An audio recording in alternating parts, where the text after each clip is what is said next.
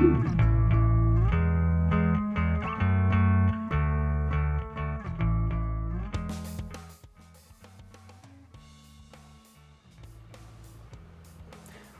everybody to Chess 24 and live coverage of the Dortmund Super Tournament. I am not Lawrence Trent or Jan Gustafsson. I'm Macaulay Peterson sitting in for Lawrence, who is playing a chess tournament today, the St. Pauli Open here in Hamburg. And so I get to do my one show for the tournament here. Beside me is a familiar face to those of you who watch the commentary regularly. Also, our occasional sub-in host, Grandmaster Ilya Zaragatsky, aus Köln. What now? Aus Köln. That's how you started your videos. Ich bin Großmeister Ilya Zaragatsky aus Köln. From Cologne. From Cologne. Oh, are you trying to speak German there? I didn't recognize that. We're gonna still work on your German a little bit. We also have to learn my English, I guess. But yeah, well, thanks for the introduction. Warm welcome to everyone from sunny Hamburg. Speaking about warmth, it's really, really hot today, 33 degrees. I have never experienced it that hot in Hamburg. Is that really? Never? No, really never. I don't think it ever happens. It's like a jungle out there. And it's really humid too, so I won't be surprised if I'm gonna get a really bad sunburn tomorrow. So, well, the best choice actually to make today is to watch our show and to stay at home and do some chess. Yes, and for those of you who've been following, we have been broadcasting both the Dortmund tournament and the Biel Chess Festival. Although Biel today has a rest day, it's their one and only rest day after round 5. So we'll be just talking about the Dortmund games, which are in round 6, and also spending a little time looking at the ACP Golden Classic, which has been ongoing, although a couple of those games have already finished down in Bergamo, Italy. But in Dortmund, the story of the week has been Fabiano Caruana with a very impressive 2,930 plus performance rating, I think, a full point lead here in the 6th round.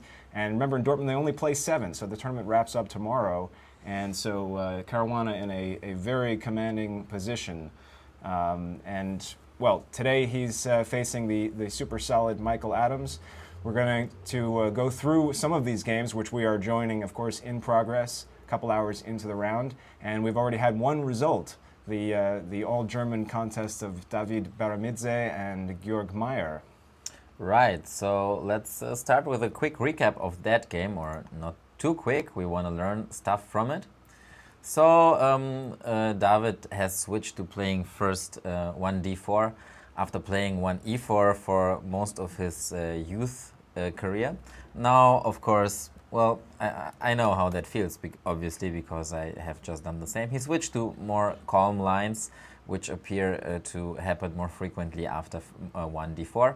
So he starts out with d4, and Meyer plays knight f6, and then they get into a Catalan, of which, well, I think both are little experts by now. Especially Meyer always plays his Catalan. I think we saw a game against Peter Leko in this tournament with reversed colors, Meyer with white. And here there is this bishop b4 check idea to provoke white to play bishop d2, and then just to retreat the bishop, claiming that the bishop on d2 will be worse placed than on c1, standing in the way of white's pieces and hindering him from developing naturally. So knight f3, castle short side, castle, that has all been seen so far. And now not d takes c4, of course, because that would actually not be a good idea, because the bishop on d2 then would kind of be placed sensibly. But c6, and then after queen c2, knight bd7, rook d1, b6. White indeed plays bishop f4 and moves this bishop again. And in a position where the bishop would be on c1 like this, white would prefer to go on, for example, knight to c3 or knight to d2, and then to continue follow up with e4 or to play b3. But since the bishop is on f4, on d2 here, and it's standing in the way of the white pieces, Baramidze plays bishop f4. This is all a well-known theory. Bishop b7, knight c3, d takes c4, taking the pawn, thereby, however, giving white the center, knight d2, knight d5, and then he just takes back the pawn, gives away his bishop on f4, gives away the advantage of the two bishops, but after queen c7, e3, we see that the white center is very solid, all his pieces are active. He's going to play rook ac1, he has a very nice outpost on e5, he has a slight spatial advantage, so the position should be something between equal and slightly better for white. The game continued with rook ad8, rook ac1. I'm pretty sure that this is still a well-known theory, especially to those two experts here. c5, now Meyer forces the game into a slightly different direction, because after c5, after all, of course, black has to free his play at some point, otherwise he will just be squeezed out. So c5 here and then d5, which is going to be a very nice square for the white pieces, but black can simply exchange here and give away his advantage of the bishop pair. On the other hand, of course, get a position with opposite colored bishops, which tend to be pretty drawish in endgames. Of course, the endgame is not reached yet, but the position seems to be quite balanced here. So b5, knight e5, exchanging the knights.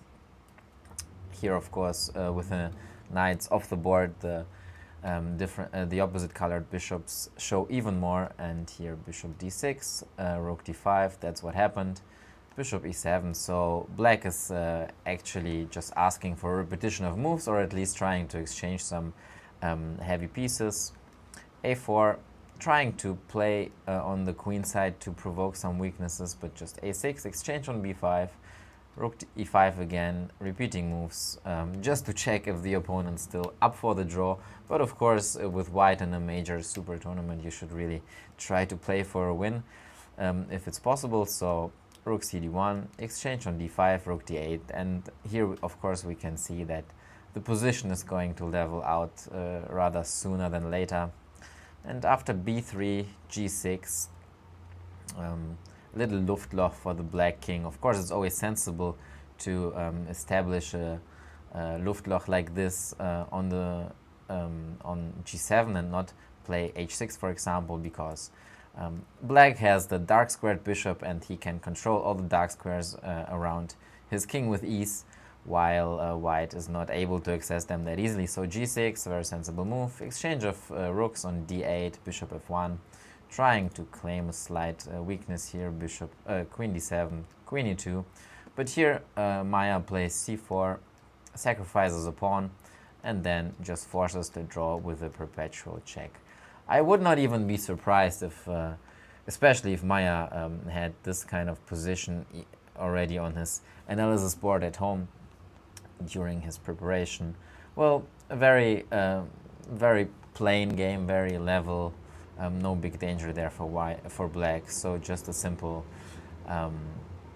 equalizing game by Meyer, and Baramidze, of course, is not in a psychological condition of playing every game for a win in this tournament yet. So he's waiting for his chance, and this game is just a draw. Okay, that is the game that has finished so far.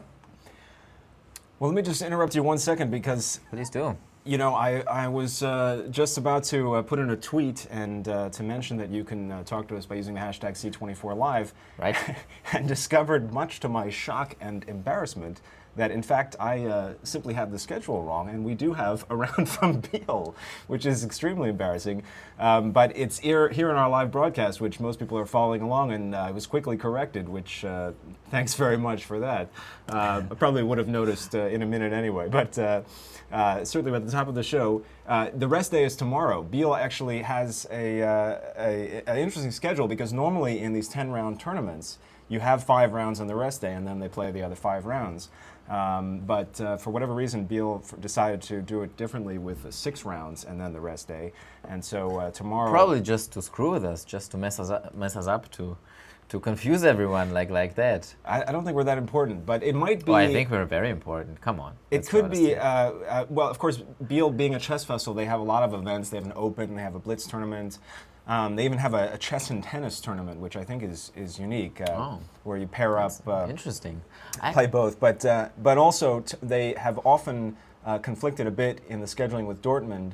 Not usually as bad as this year. Usually it's maybe one round or maybe even Dortmund starts right after Biel historically. But this year, for whatever reason, the schedule's lined up so that they overlap heavily. And tomorrow is Dortmund's last day, what could be the climax. So I guess it's convenient that there's a rest day that day for people who are watching and commenting. But we will get to those Biel games that are still in progress as well. And apologies for the mistake. Great, we found that out earlier rather than later. Yeah, but waited till all the games. Oh, damn it! Look at that, Biel is over. Even better, we have so much to cover today. But that sounds really interesting, actually. A chess tennis tournament. I have played a chess table tennis tournament once, at the age of 11 or 12 or something, and I managed to win it. Well, it was not really serious, but it was fun. I like it. I like it when chess tournaments are combined with some other kind of sport. Chess football tournaments are quite popular in Germany and in the Netherlands. I have played these too. It's great fun. You can make up for everything by being good in the other respective sport. Yeah, no, I mean, I thought chess and tennis was interesting because for a lot of chess players, tennis is one of their favorite sports, and a lot of players will find similarities between the two, actually, because it's a one-on-one competition, and there's a certain amount of psychology involved and strategy within a point. I don't know, I think there are parallels, that you could find in a lot of sports, but I've heard certainly tennis being mentioned, and a lot of the top players also enjoy playing tennis. Think of Magnus Carlsen, who's gotten quite good at it actually. Hikaru Nakamura, also very good, has had lessons and has a mean serve. I've actually played against him. Oh, really? It's just one of those things that a lot of chess players seem to enjoy. Well, they should.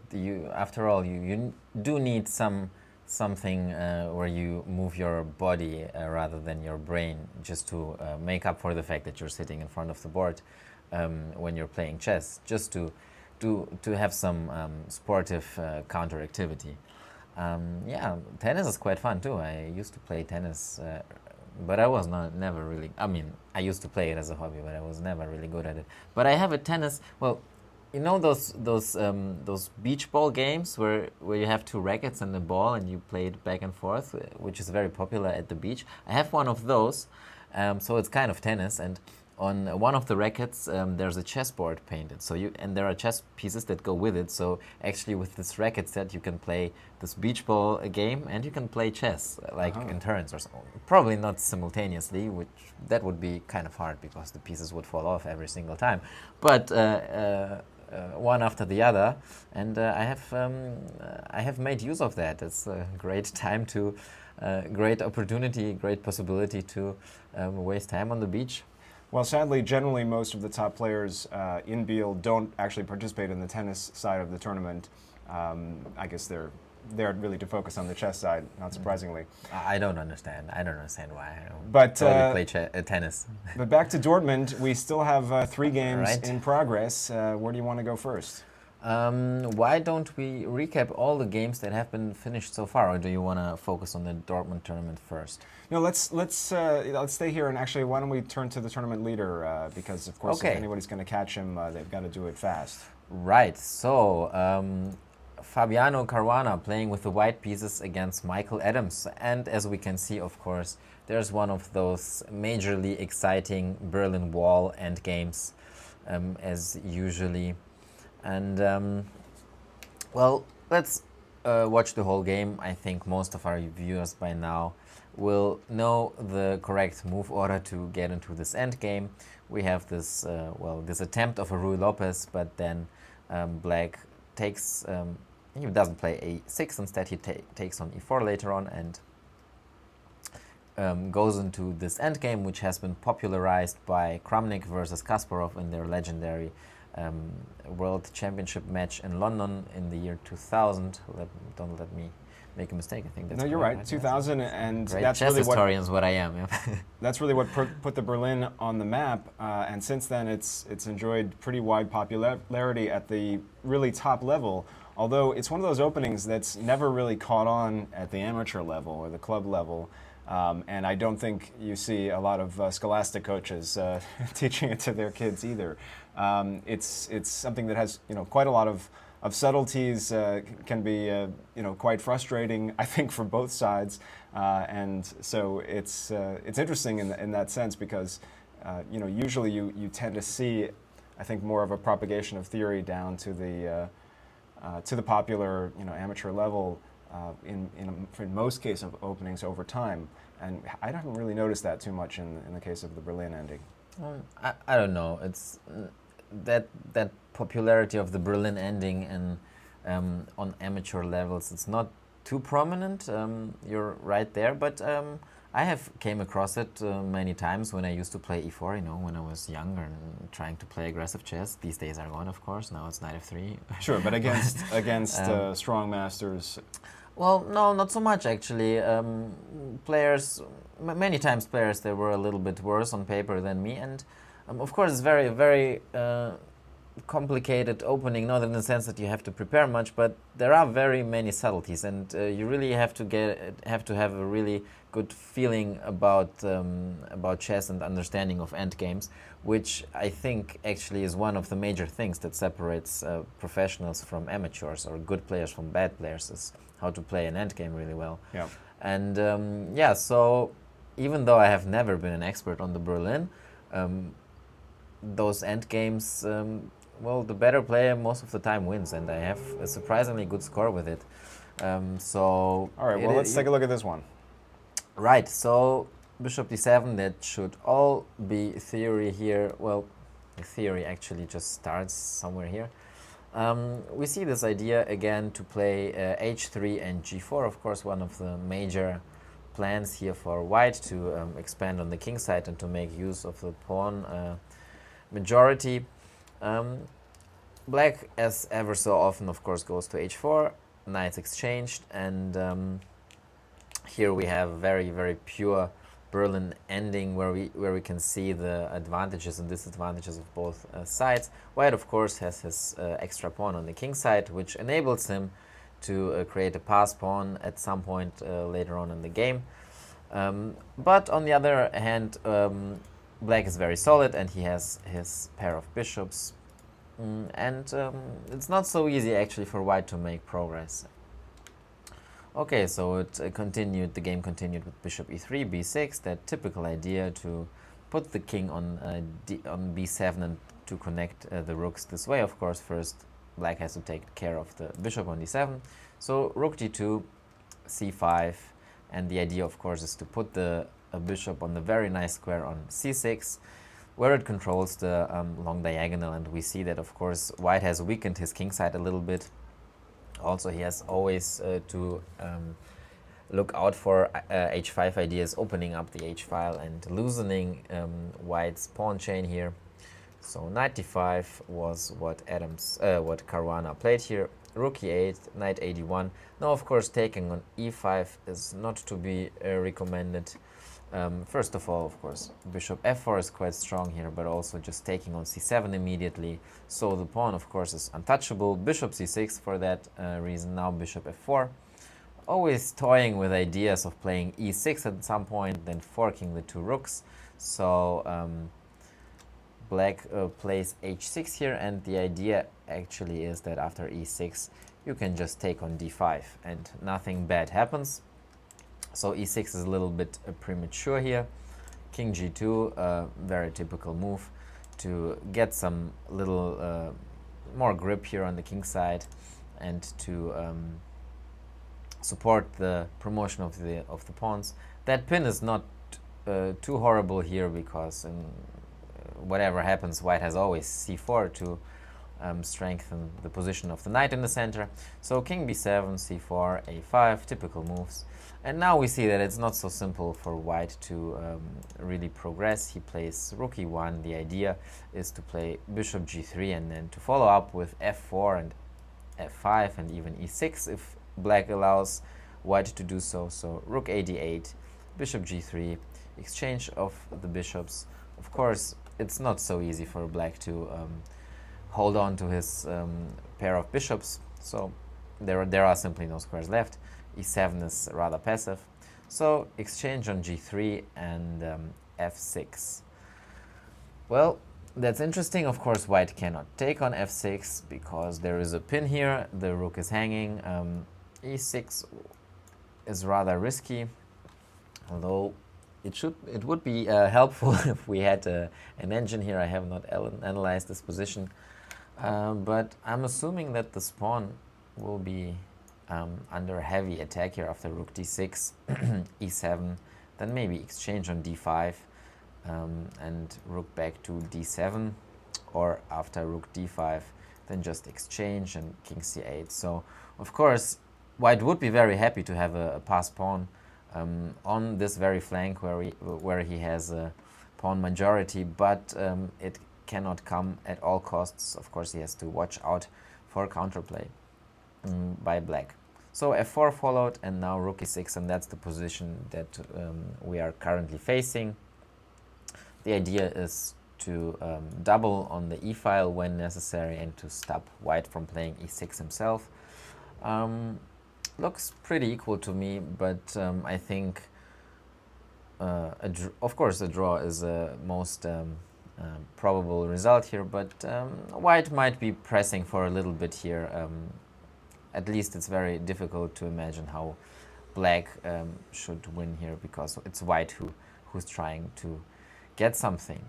Okay, so that's the position in the game, Caruana versus Adams. Adams being very solid, and Caruana, well, if he wins, then he won the tournament, right? Yeah, a draw would put it out of reach at this point, so he's got a full point advantage already. So, yeah, very good result for him.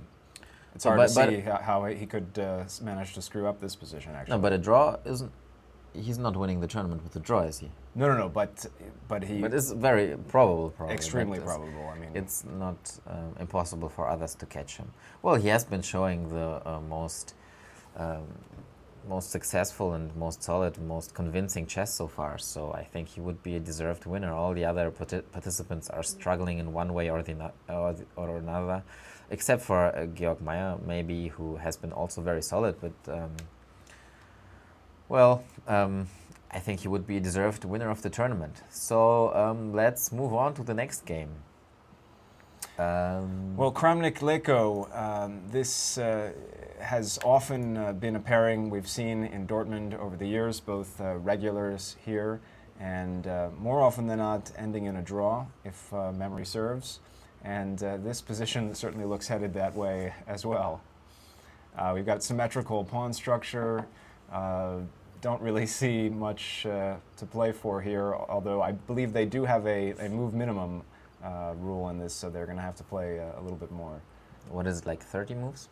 Yeah, 30 moves, so it's probably going to be a draw soon. Do they, though? Are you sure? That's what Lawrence and Jan were saying, actually. But can you really trust those guys? Well, that's a good question. It's true that they have not always had that in the past, but... Because Dortmund used to be kind of famous for the fact that they allow draws pretty easily. Or although in this position, I mean, does one side have something to try even? I mean, I don't know. Tell me. Well, I'm saying this is adding to my suspicion that in fact they do have a move minimum, because otherwise they would have shaken hands already and gone to eat some good Thai food. Well.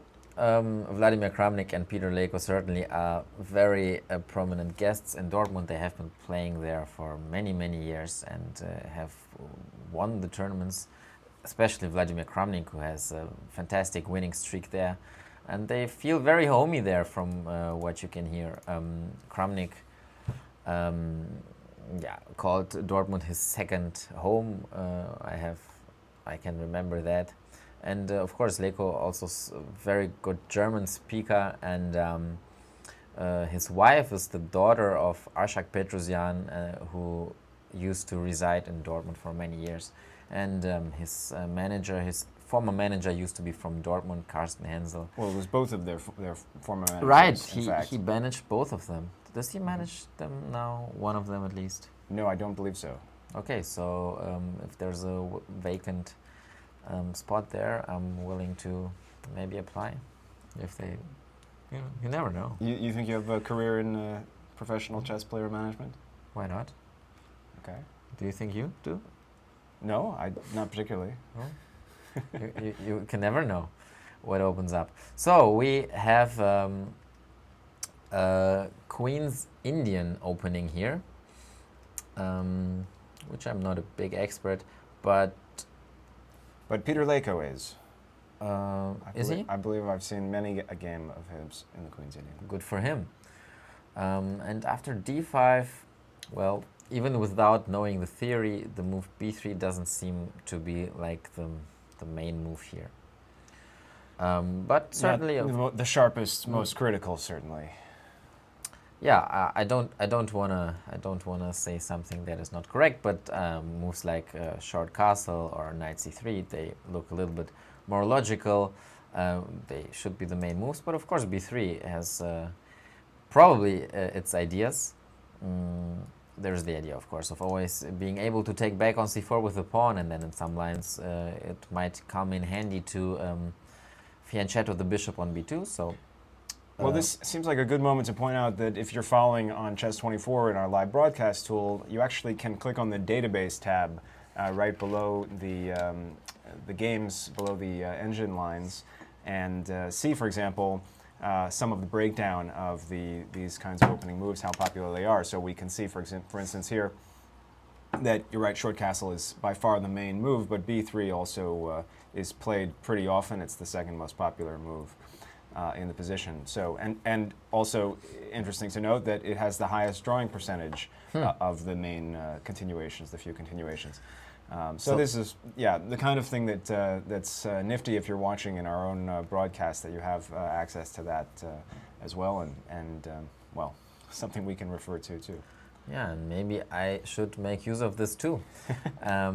Well, it's a very drawish line between two very drawish opponents. So well, I'm not sure if that's entirely fair, but they're drawish when they play each other. Yeah. Well, no, but come on, Peter not Leko, he is kind of very drawish guy. This is, I think, the he's reason very solid. He's very solid. That's like a euphemism. Well, but on the other hand, I mean, if you look at his game yesterday, for example, I mean, he is basically playing solidly and provoking his opponent to make some weaknesses and take advantage of that to go for a win. Certainly, of course, he's a fantastic player in his own right. But well, I kind of have the suspicion that he is not invited to those very strong major tournaments for that very reason, that he doesn't create too exciting chess all that often. And well, guys like Nakamura or who comes to mind, who plays very crazy chess, Jobava, Report.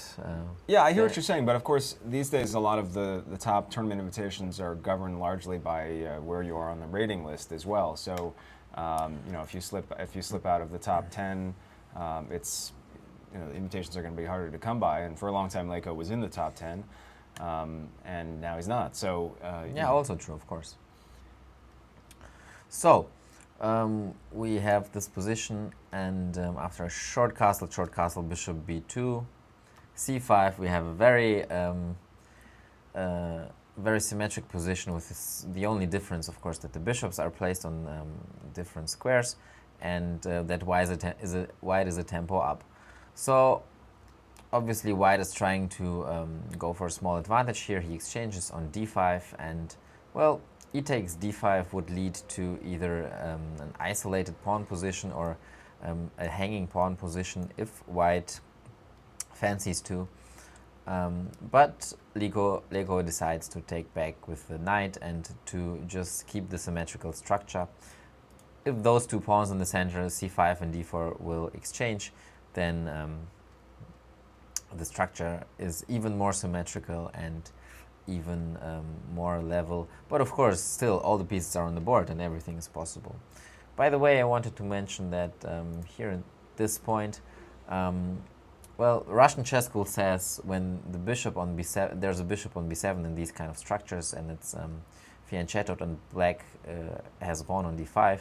As soon as b6 happens, actually, or in this case, it was b6 that happened first, and then d5, you just take on d5. And Why c is that? takes. I'm gonna get to that. C takes d5 is like the third most popular move. Did you pay attention to that? Yeah, it is actually. After a short castle on b3, so that is also a valid option. You can also take on d5 later on. Well, the point is that after e takes d5, c takes d5, e takes d5. If the pawn was not on b6 yet, but on b7, then black could simply play c6 and to stabilize this pawn on d5, and it would be a very natural pawn chain here on b7, c6, d5. Now with the pawn on b6, of course, c6 is not too attractive because that pawn on c6 might become weak later on, and of course also the diagonal of the bishop would be closed down. So that leaves black with the option of playing c5 most of the times. Of course c6 is still possible, but it's not too attractive most of the times. And he plays c5 later on, and then he has to play with the hanging pawns or with the isolated pawn. So, okay. b3 happened, and I just want to stop you there because please do. It was interesting to me that you chose to use. He has to play with the hanging pawns. Now, the hanging pawns. Is it fair to say that that most players at the top level try to avoid the hanging pawns? Because I would not say that. Because I know that this has changed over the decades, sort of how you evaluate the strengths or weaknesses of the hanging pawns. Well, I have the suspicion that it has to do with the computer era. The hanging pawns in themselves, they give the side with the hanging pawns quite some possibilities for dynamic play. But if you really play very precisely against them, then they might turn out to be weaknesses at some point. And if you are prepared against very thoroughly, then might be a problem. But yeah, now that you mention it, there's not many games with hanging pawns these days that I would have seen either.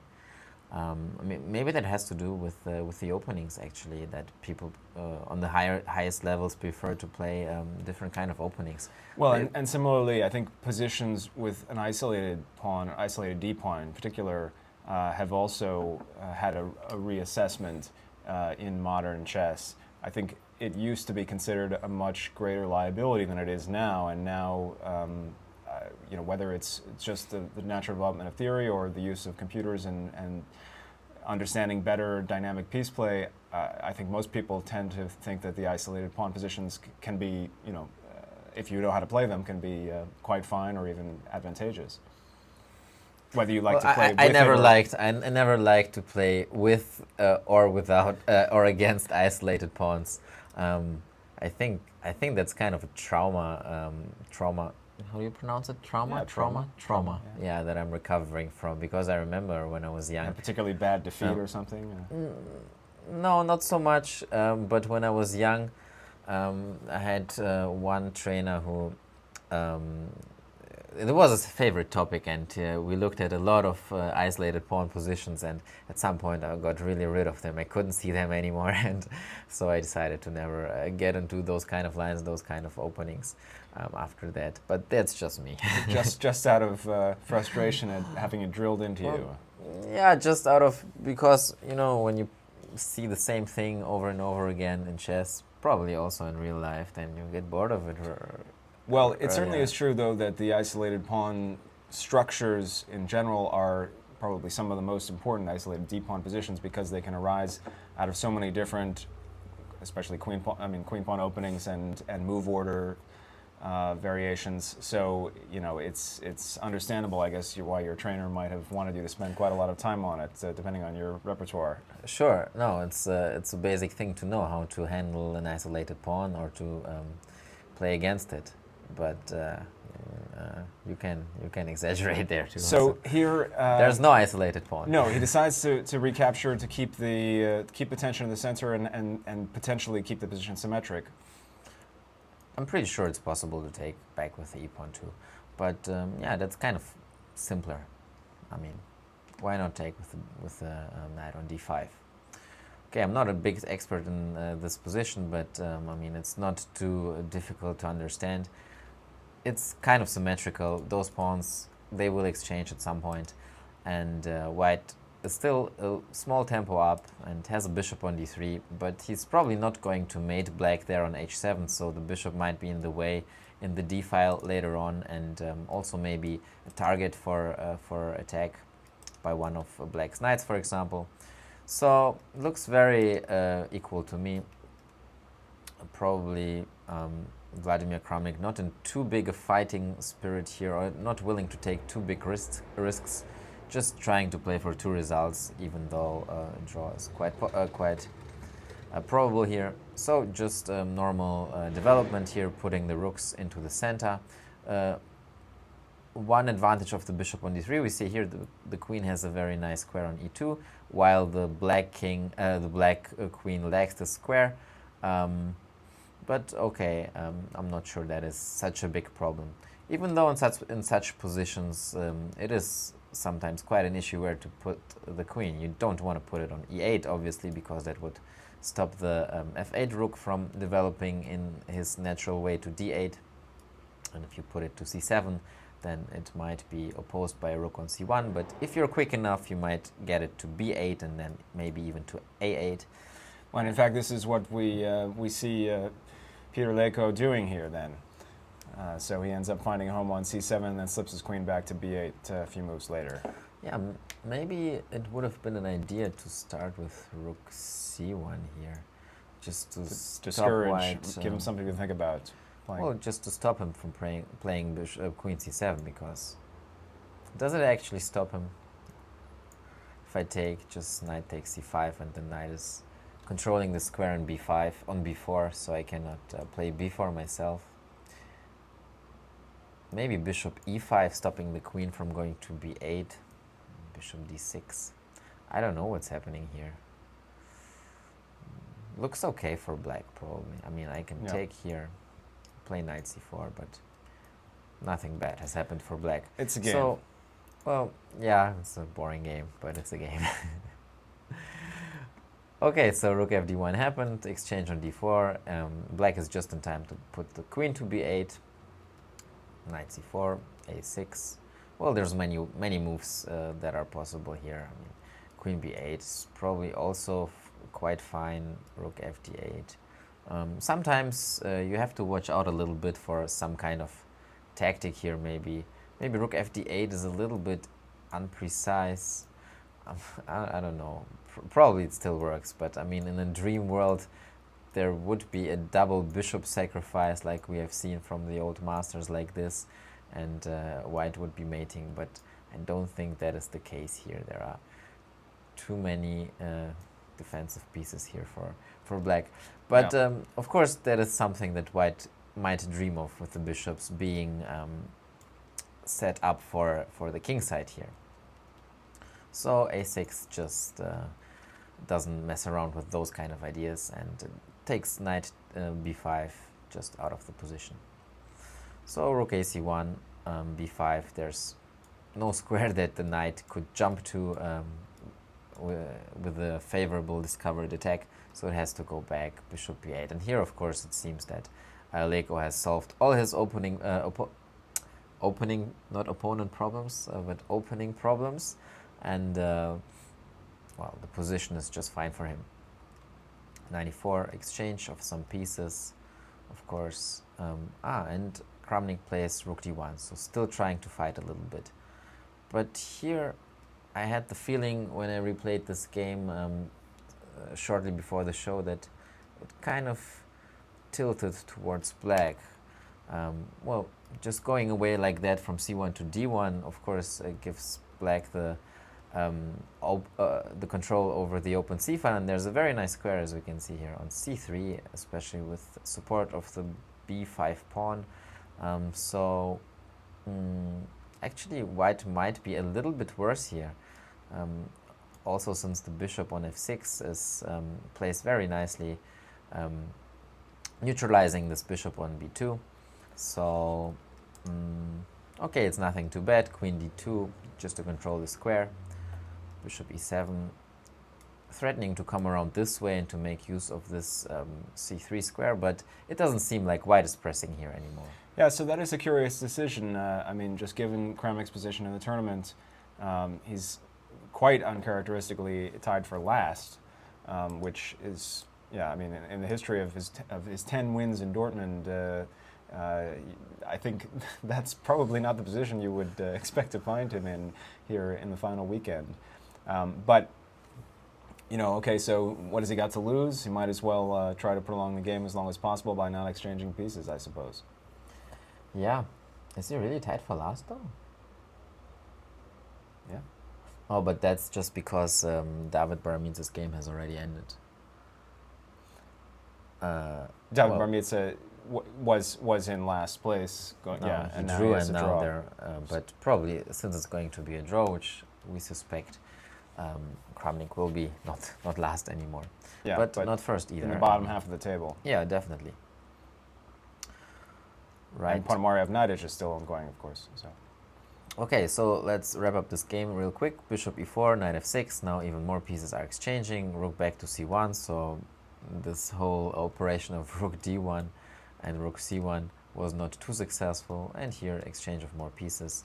And of course, we have a very, very equal position here. And I wouldn't expect anything else but a draw. Okay. Okay, let's look at our last game because, yeah, Nadic coming off of a loss yesterday, as we mentioned, Leko defeating him in round 5 here. So also not having a great tournament. And sometimes we've seen him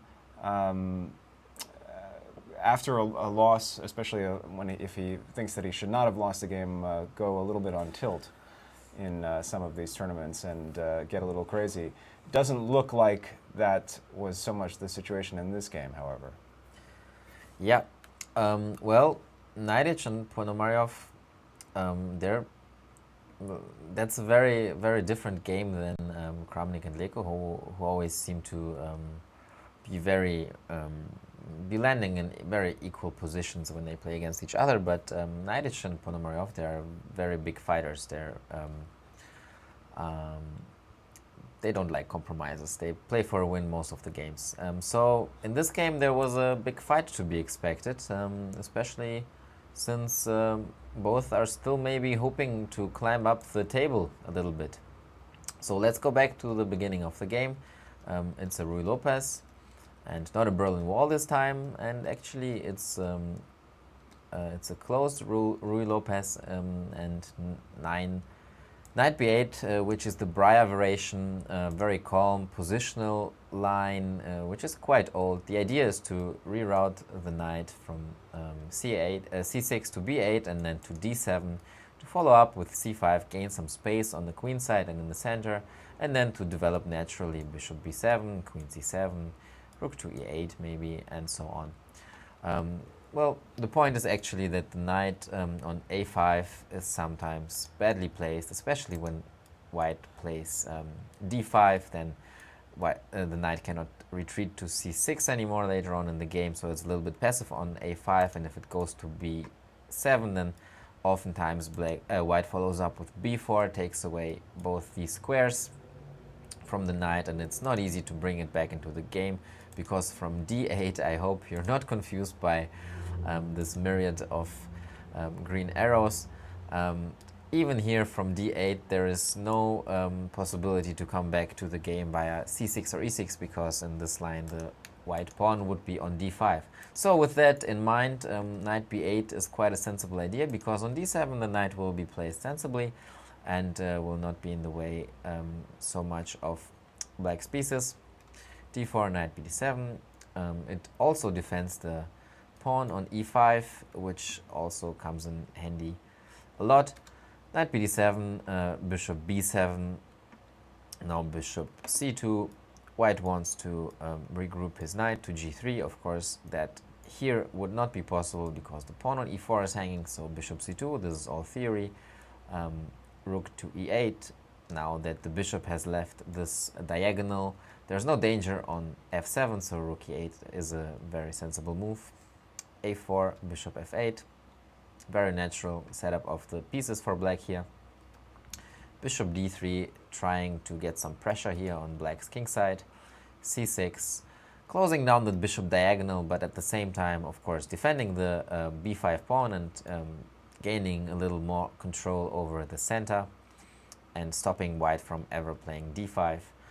Very calm line, very positional, but it's going to become more exciting later on, as ever so often in those quiet lines, where all the pieces are on the board and the structure is not fixed yet. Everything is possible. So queen c7, b3, g6, bishop b2, rook ac8, normal developing moves. I think that is still theory, and I might even have played it once myself with white, but I'm not sure. So rook a d8, knight h5, queen b1. The knight might be heading to f4 sometimes, but right now it's not the end of the day for white, so nothing to worry yet. Of course, when playing a move like knight h5 and bringing it to another square, you have to always keep in mind that from f6 the knight was taking influence in the center. Now it doesn't do that. It's placed on h5, later on f4. So the game continued with b takes a4, b takes a4, e takes d4, e takes d4, and d5. So after all the pieces have been developed, one of the players went in to change the nature of the position, as it usually happens in these kind of positions. And he exchanged on a4 and d4, and he played d5.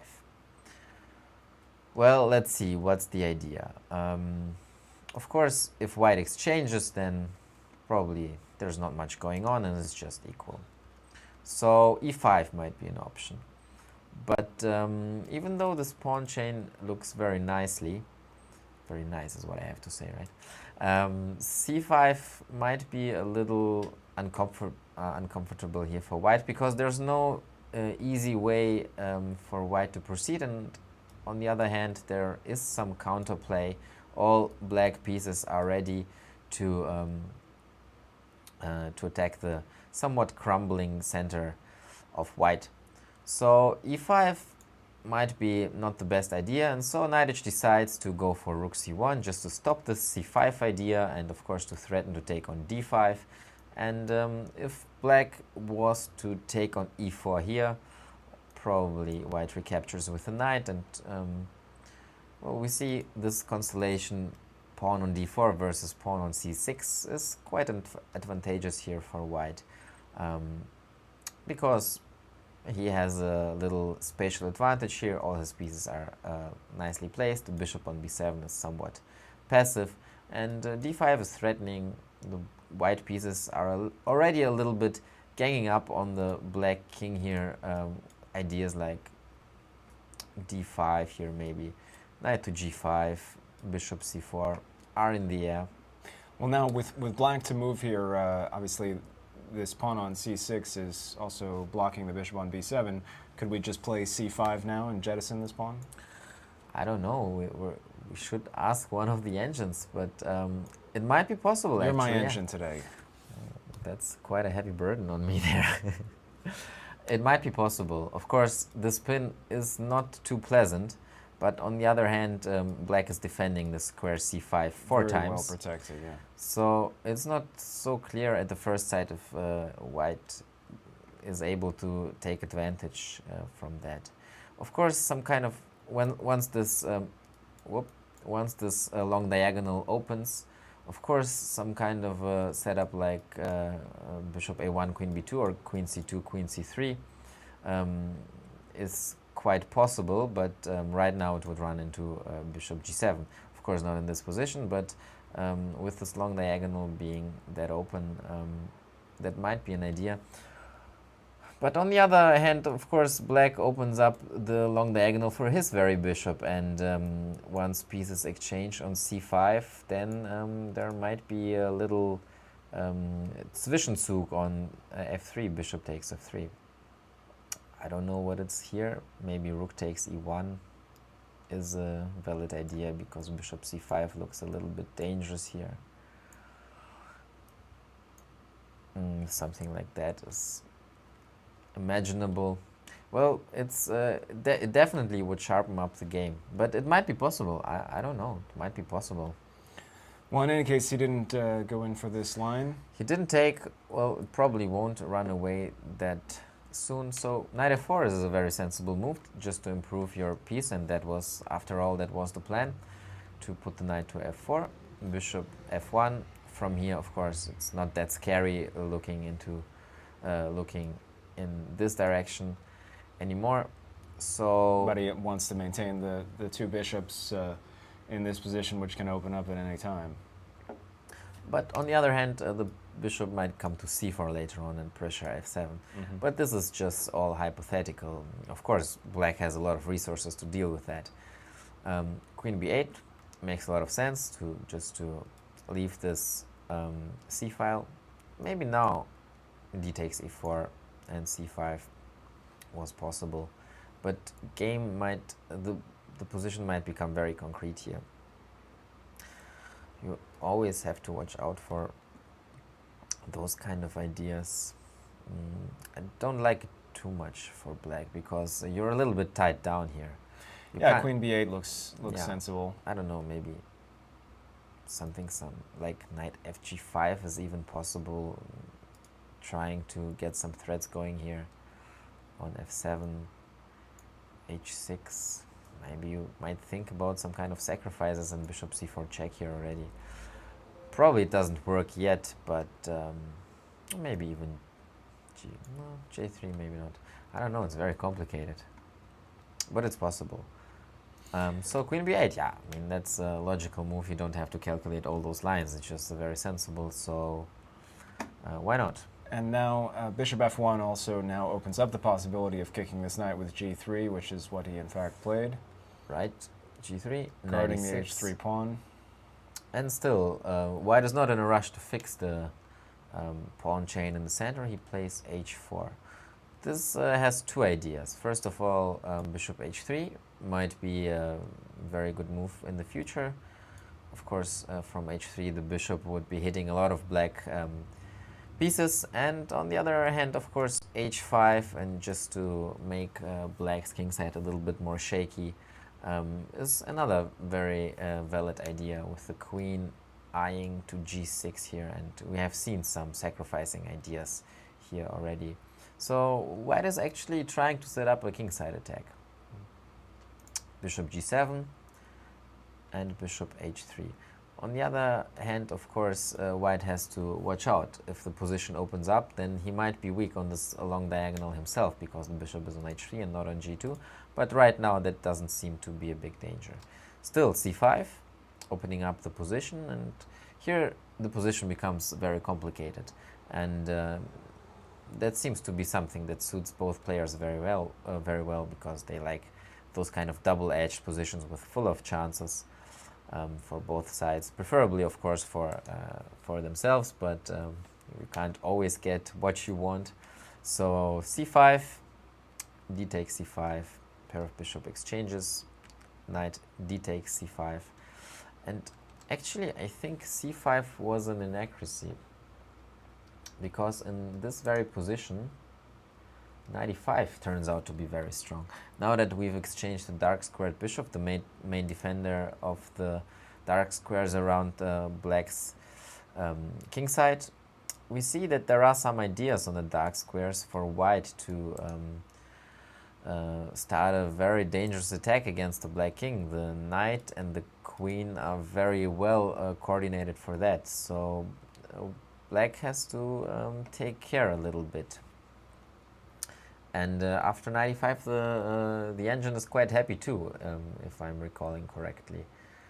So, okay, what to do? You can't play a move like h5 to stop white from playing knight g4, probably, because all those pawns, they become very shaky after that. I don't know, maybe you can immediately take on g6 and take on d5, something like that. Oh no, wait, I'm squinting here. I thought the queen was going to go to g6. Not okay, yet. So not yet, but thinking about it. Okay, so also after knight g6, there's also knight d3. So what might be the problem with h5? Playing without computer help here. Looks like a logical move, h5, to stop white from getting to g4. Maybe it's rather a long-term disadvantage. Maybe we can take on e6. This gives me actually a good moment to point out another very nice feature of our broadcast, which is actually one of the newer features of our broadcast on Chess24, and that is the fact that the user move mode, at least for those of you who are premium members of Chess24, actually has its own engine analysis now. So you can not only try your own variations on the board, but you can also, after a few seconds, get a verdict on how your variations fare against the engine. Of course, you can always switch off the engine at any time in the broadcast, so it's not... for those of you who want to exercise your brain, which I of course highly recommend, and do your own analysis, you can switch that off. But if you want to try something and see what the refutation might be, by all means try out the user move mode there. And so we see, after... So I should be very grateful for this extra feature. Looking at... So, bishop takes interesting. e6 is actually the problem here, because after knight e6, knight d7 is winning on the spot, hitting the queen and threatening knight f6. F takes e6, of course, is also not what you want to have, because g6 is hanging. Let's just go one more move there, just to make it crystal clear. After knight takes and knight d7, the queen has to move, and then knight f6 check is picking up the rook. Yes. Right. Some of us don't see these things instantaneously. But I did a very nice arrow. Yeah, well, that is a very nice arrow, the double-sided arrow. Yeah, it's like but you fork. You didn't then connect it onto the rook. Right. So it's that's the first fork, and then there's gonna be a second fork. Yeah, it's personally, I would make that arrow in red, but. Yeah, but I'm not patient enough to switch the colors. Maybe I should. So the knight is threatening everything here, red. Okay. Yeah, it's like traffic lights here. We can also do something in yellow. Also in blue. What's blue actually for? That's our invention. I have never seen a blue arrow except on Chess24. Well, you know, we're getting set for the Olympiad, and the Olympiad logo is multicolored, so we got to make use of all of our... Well, we can introduce some extra colors, maybe like all the colors of the rainbow or something. Would be maybe a nice feature. Actually, anyway. Right. Let's not get lost in senseless conversations. Well, here, actually, what is the problem? Rook takes e5, rook c5, and then... Rook takes e6, like, you mean? No.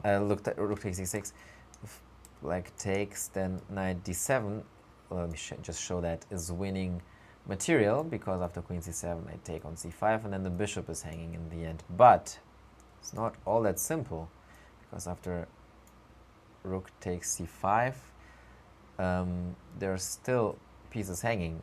There's the knight on e5 hanging. However, now I take on c8. It's very tactical, and the bishop can't take, because then so white will take on b8, and the queen can't take, because then white will take on e5. But queen takes e5. Queen takes e5 is still working, and the idea is... now if rook takes rook, the bishop takes back because it's not pinned, and if you go after the bishop, the rook is hanging. Exactly. But maybe there's something else in this position still. Although I don't see any... Well, it must be very boring for our viewers who have the engine on. But we're trying to work ourselves with our own brains here. Maybe that's the mistake. So what's the problem after rook takes e6? It must be rook takes c5.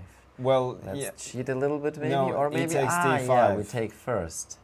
Oh yeah. So there is an overloading of the black pieces in this position, because if the bishop takes, then we just capture on b8 and grab the knight, attacking the bishop just a piece up. So black can't really take back, and then his position falls apart. Yeah, in the end, it's pretty straightforward, simple, actually. overloading, but you have to look at a lot of different sequences of captures.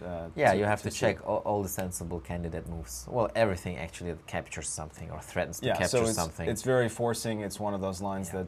that, you don't have to be Ruslan Panamariev or Arkady Naiditch to calculate, but if you take your time, you can work it through. Anyway, this was all conveniently sidestepped. This was, of course, why couldn't he play h5? And so now we have an answer to that question. Instead, rook d8. So his idea is to just leave the e8 square, and so that there's not going to be a fork. What is this blue color? I don't understand it.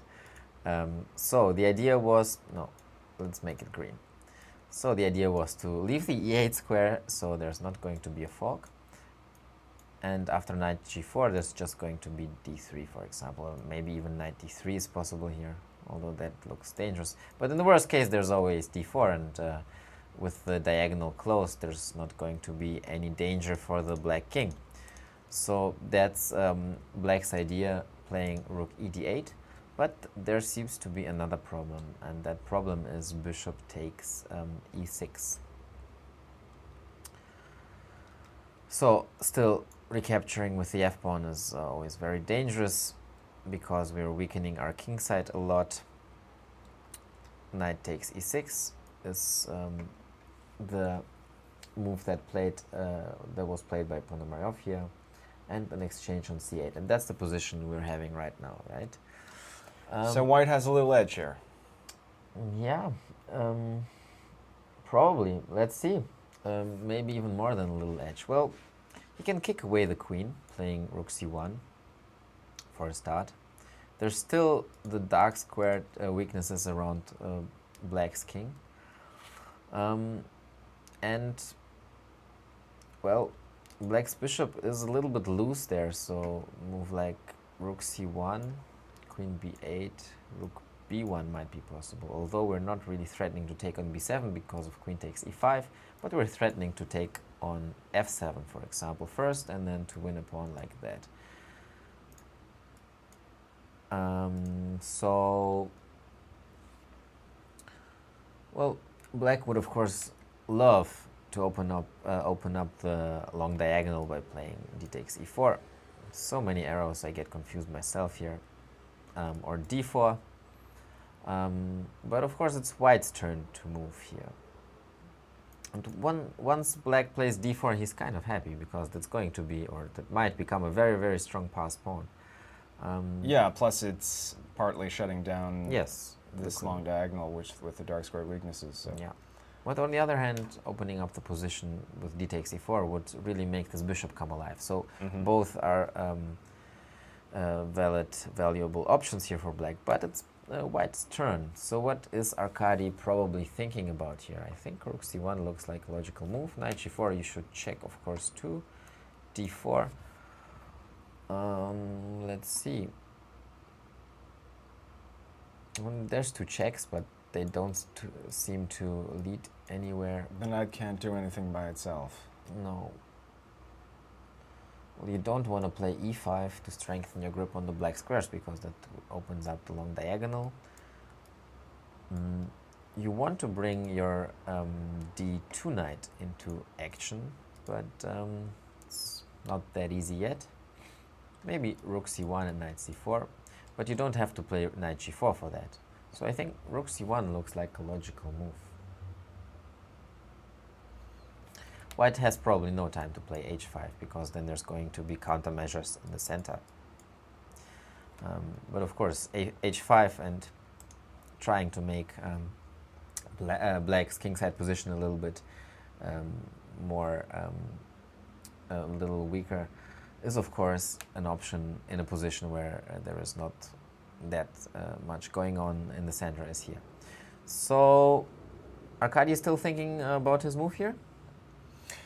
Yeah, and we've now gone through all the games from Dortmund. So I think we're going to take a very short break, and then when we come back, we'll bring up all of the games from the Biel Chess Festival that we have been neglecting, and bring you up to speed on the remaining action there. And Right. So stay with us. Maybe play a game in the play zone. Read some news from the chess world. Maybe look at one of the video series. One of me would be nice. Maybe then I one of Ilya's many video series. But you don't. You have any video German. series in English? No, No, we've got to get you to my do English something is horrible, so I have to stick to German. Oh, come on, you're Okay, selling yourself short here. Yeah. Okay. But we will be back in just a few minutes. So have a look at the play zone, and we'll be back shortly. All right. See you soon.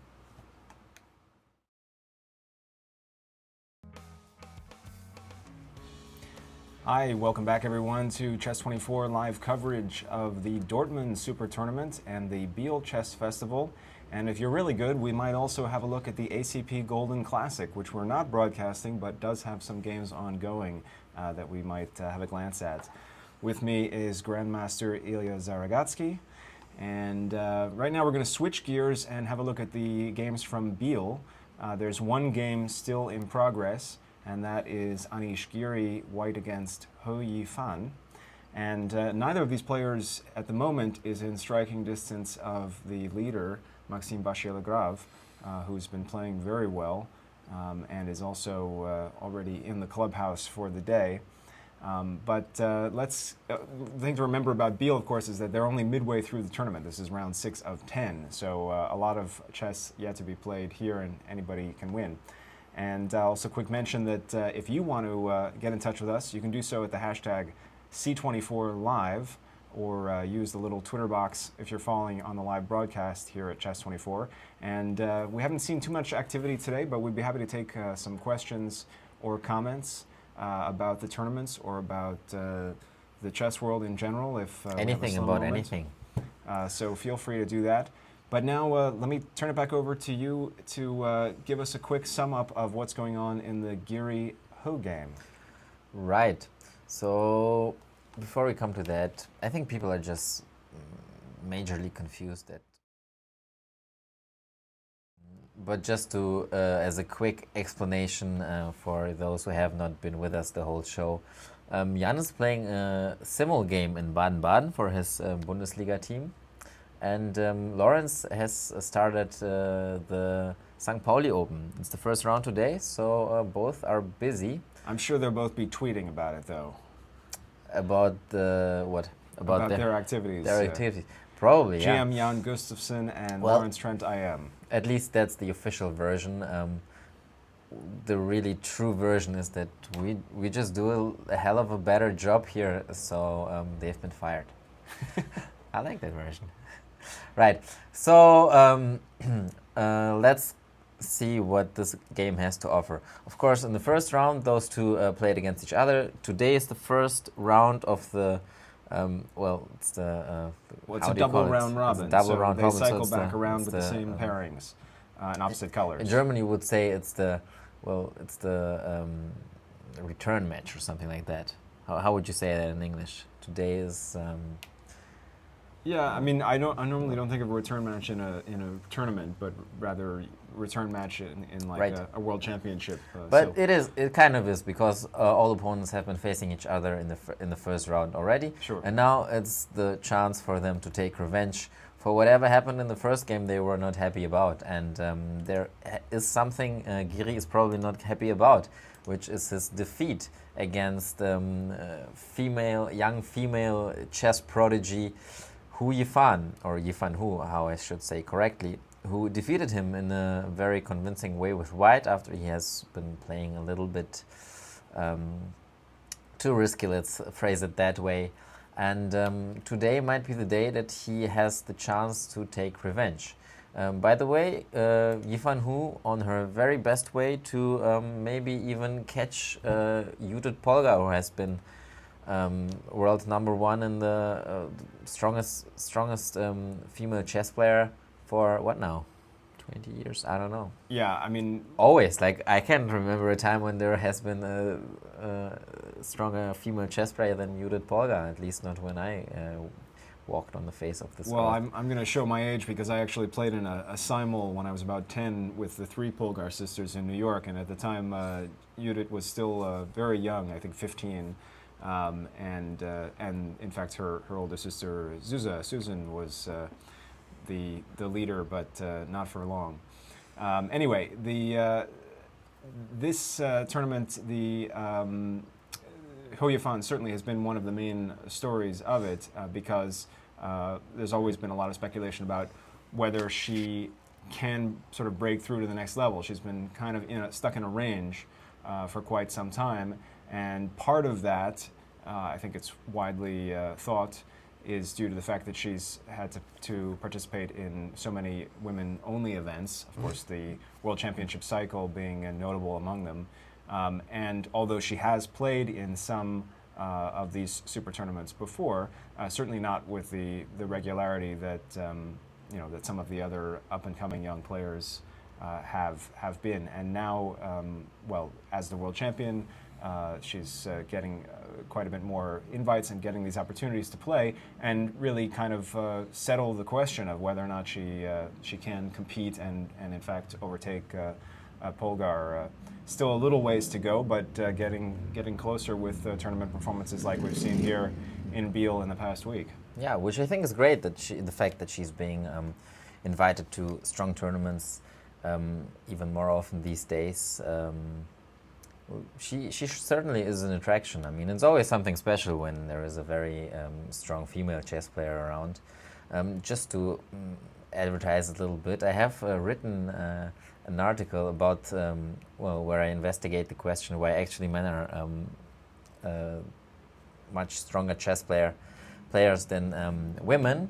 Is it all about the numbers, or maybe are there any other factors behind it? I thought that is an interesting question, and I have come up with quite some nice explanations. So if any of you is interested in that, the article is to be found on our homepage. Now this was a couple of months ago? Yeah, it's some time ago. Yeah, it was in March or something. I think the best way to find it probably would be to just search for Zaragatsky or Ilya on Chess24 in the search bar, and it'll come right up. But probably that will be, I mean, this is an ongoing subject, and there's new research coming in pretty regularly on this. So I'm sure we'll need to update that before the year is out.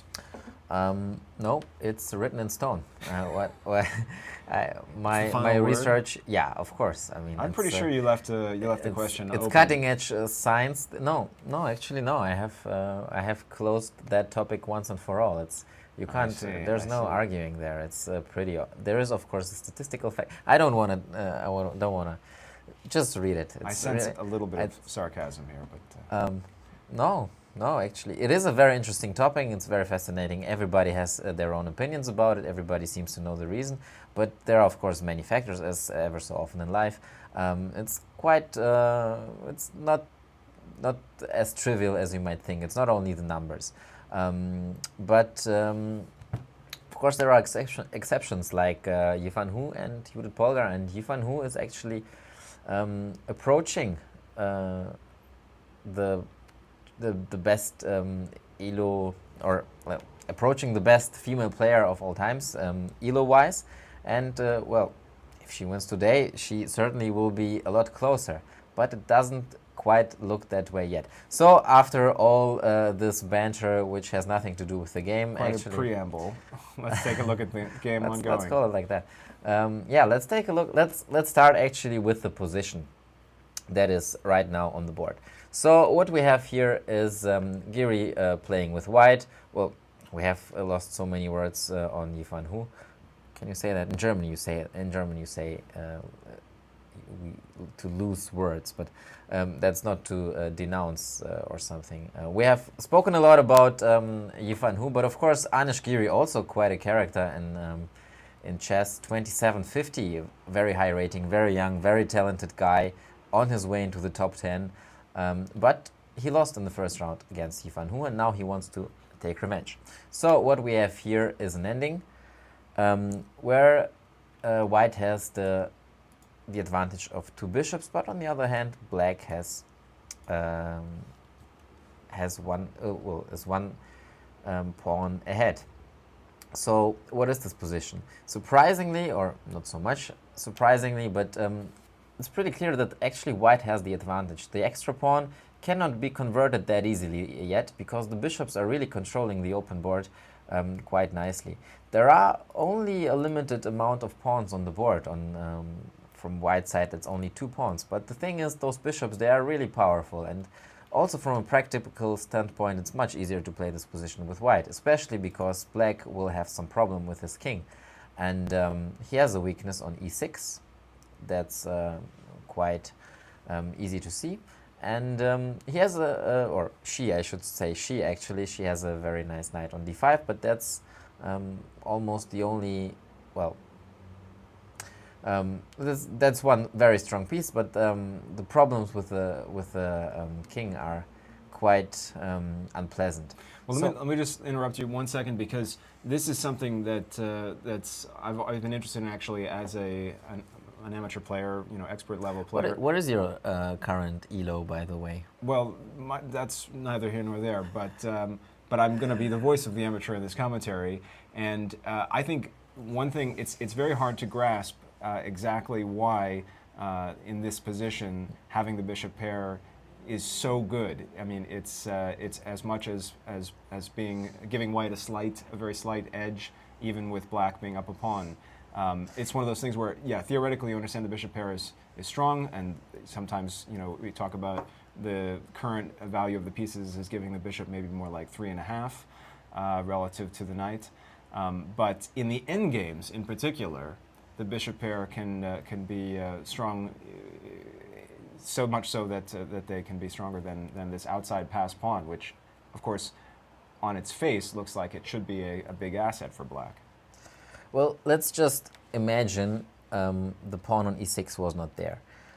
Suddenly, black's knight on d5 has not any grip whatsoever. It's floating all around the place. And with that, also the bishop on f6 becomes loose. Of course, it would have to move somewhere else. And once those 2 light pieces disappear, then the way would be open for the white pieces to conquer black's king position. Of course, for now, it looks like all black pieces are quite actively placed. The rooks are on a4 and b3. Looks nice, but they're not doing a whole lot there, actually. Would be nicer if they were to stand on the second rank, creating threats on the second rank against the white king, but of course that's not going to happen. Right. Well, we could also observe, though, that in general black would be happy to trade just about any of these pieces. Yeah, well, exchange 1 pair of rooks, 2 pair of rooks, actually anything. Exchange 1 of white's bishops. Anything would be good. Right, and of course, the more pieces get reduced, the more likely that this extra pawn actually does start to mean something. Right. So that's going to be black's... But it's not so easy. But black's aim is going to be to try to figure out a way to swap anything. Of course, we'd love to swap off one of these bishops, but even swapping off a rook has got to make black's life easier because the bishops, won't have as much firepower behind them to attack with.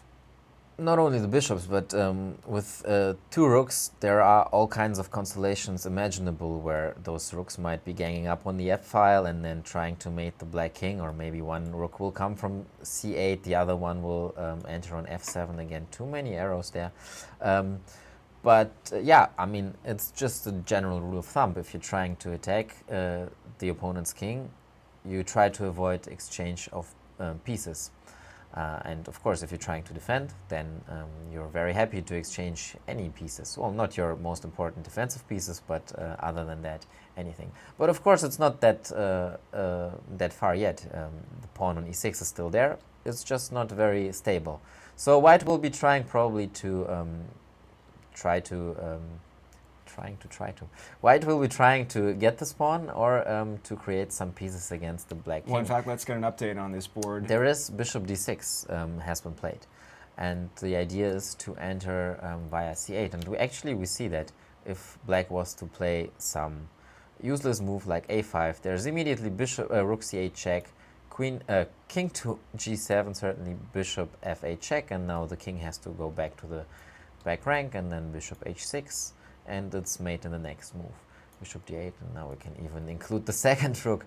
So that would be certainly a dreamy outcome of turn of events here for white. So bishop d6, and black has to cope with that threat of rook c8 check. Right, so he did. He did. He played rook. She did. Yes, so you have to get used to that, yeah. So rook c3 and rook b2 is what happened, right? Mm-hmm. Is that actually? Yeah. Rook b2 happened, and now, if I see correctly, rook c8, trying to cover that last rank. And here Giri chose rook b7, which looks very logical, trying to get bishop f7 in and then to take on e6, after which, of course, the whole position of black would crumble apart. Computer doesn't like rook b7 too much. He wants the rook to be placed on e2. Do I see this correctly? To attack the pawn immediately. Well, I don't know. I mean, this position is just much easier to play for white. Just imagine that was a blitz game. I mean, that kind of a blitz game is just 80% of the time white is going to lose, because there's going to be some tactical motive that's going to decide the game. So it's much easier to play for white, and even though maybe rook e2 or rook f2 are stronger moves here, rook b7 is still very unpleasant. Well, in this case, time is not yet a factor. Of course, we're only on move 47. Both players have about 18 or 19 minutes to make it to move 60. So, yeah, but we'll see if white can try to prolong the game, generate some threats, maybe get his opponent into some time trouble. Yeah, while we're now waiting for black's 47th move, why don't we take a quick look back at the other two games of the round? And let's do that. Starting with our tournament leader, Maxime vachier-lagrave. Just a small remark. 93 might be interesting here, with the idea that rook f6 actually fails to rook a1, and suddenly it's black who's mating. But of course that's not going to happen. Here, on the other hand, where do you put the rook? You can put it to e1. But then I might exchange the rooks this way. Just give away this pawn and exchange the rooks. Actually, it's not even that easy to grab the pawn, because I'm just going to go away, and it's not possible to take on e6 still, due to rook c1 mate. So maybe knight e3 is quite a strong reply here. All right, also, so you might think about rook a1. So rook b7, as tempting as it looks to get the rook on the 7th rank, might have been a little inaccuracy, and rook e2 maybe is a little bit stronger. All right, well, we'll keep an eye on that knight e3. Definitely. And jump back here if it appears on the board. Right. So, as you proposed, let's check the other games. Let's check Wojtaszek versus Motylev first. Well, let's start with Maxime, because he's the tournament leader. And never agree with me. No, obviously it's fine. But I just thought Wojtaszek Motylev was a little bit on the boring side. No, not so much boring, but not too many complicated things going on. Sounds like a reason to come back to it then. Well, we'll come back to it definitely. I just wanted to get it out of the way to focus on the somewhat more exciting Hare Krishna vachier-lagrave. But okay, why not? I'm Let's in start. favor of focusing on the more exciting one. Sure, but I want to tie down our viewers to staying with us and to be hoping for the good stuff to come afterwards. Right. So, Hare Krishna versus vachier-lagrave. We have an open Sicilian. We are getting an open Sicilian, two very strong players. Vachier-lagrave now 27-66, incredible rating, top 10, very talented young French player with, well, some say one of the best calculating abilities among chess players in the whole world. Well, and in fact, before this game, since he's been having quite a nice results in Biel, he's already up to 27-71 and is solidly in the top 10 if there is a solid. Okay, 5 points separates him from none other than Vladimir Kramnik, dropping down to number 10 on the live ratings, which we remarked yesterday on the show. It's been a very long time since you've seen Vladimir Kramnik out of the top 10. which is a distinct possibility here. Yeah. So, Maxime vachier-lagrave being the major favorite to win this tournament. He is already in the lead, and here he is playing the black pieces against Pentala Harikrishna from India. Of course, also a very strong player. I experienced that myself, once lost against him with the black pieces in the Netherlands at a tournament there. So, a6, the knight of course, seen so many times, been popularized by Garry Kasparov, none other than one of the strongest chess players of all times, who, as it turns out, is quite a big fan of our show. At least he's watching it from time to time and tweeting about it. So a6, queen d3, and that of course is a move that we have to talk about. Well, bishop g5 is the main, the old man line. Bishop e3 and f3, planning to get some kind of an English attack going, is also quite popular, and has always been in the last decade or so. That's also my used to be my main weapon when I used to play e4. Also, all kinds of plans with a with a short castle, bishop e2 and a short castle, for example, are possible here. But queen d3 is something else.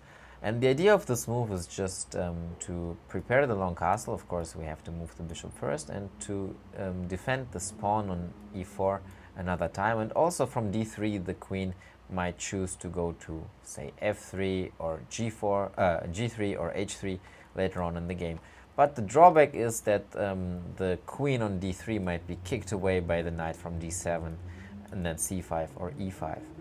So maybe a little try by Pentala Harikrishna, who's quite famous for his opening flexibility, to confuse the opponent in the opening and to surprise him.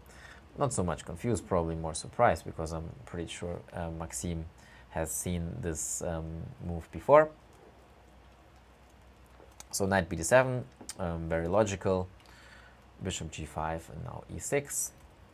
And long castle, of course, or I'm pretty sure this is still all theory, but of course minor lines, so no big home analysis to be expected here from vachier-lagrave. And Harikrishna probably had a look at this line, and it's always a little advantage. It's always quite nice to be ahead idea-wise and concrete, concerning concrete lines. When you're playing in a game, also makes you more comfortable in the position and more sure of your chances. So f4 followed up, queen c7, normal development moves here. Bishop e2, b5, bishop f3, threatening e5, b4, counterattacking the knight. Not sure about the concrete theory here. Probably here there's not so much theory going on, but e5, and this is where the game becomes quite sharp and interesting. So black attacked the knight, and white in return attacked the rook on a8, and also the knight on f6. So let's check what happens after b takes c3. Probably black is going to take the more valuable piece, which is the rook on a8. Let's say c takes b2 check, king b1. It's always a good idea in those cases to use the opponent's pawn as a shield and to hide behind it, because queen takes b2. That opens up a few alleys for the black pieces. Like after d takes e5, there's some ideas on the black squares, and the black pieces might come around to haunt white's king. So of course here king b1 is the stronger move, and well, white is just an exchange up. And after d takes e5, knight c6 is quite strong, not taking back on e5, but putting the knight to c6, where it can jump to e7, and f takes e5 is also quite a strong threat. The bishop on a8 looks a little bit clumsy, but in this very position, concretely, there is white is clearly in favor. So d takes e5 is what followed, instead of b takes c3, and after bishop takes a8, black took on d4 instead. So very concrete position. You have to calculate a lot and to evaluate the resulting lines, of course, in a correct way. Now the knight is obviously attacked twice, so it has to move. Knight to e2. Knight e4 looks a little bit more logical, just to put it into the center and not retreat it to e2. Not quite sure why Hare Krishna chose to put the knight on e2. Maybe he was thinking about taking on d4, hoping to achieve that in the near future, but knight e4 looks a little bit more logical to me. So knight e2, and here h6 is what followed, bishop h4 and the short castle. So what do we have? White is an exchange up, but black has one pawn as compensation, and the bishop on a8 is a little bit out of play. It's always a potential target of black's pieces.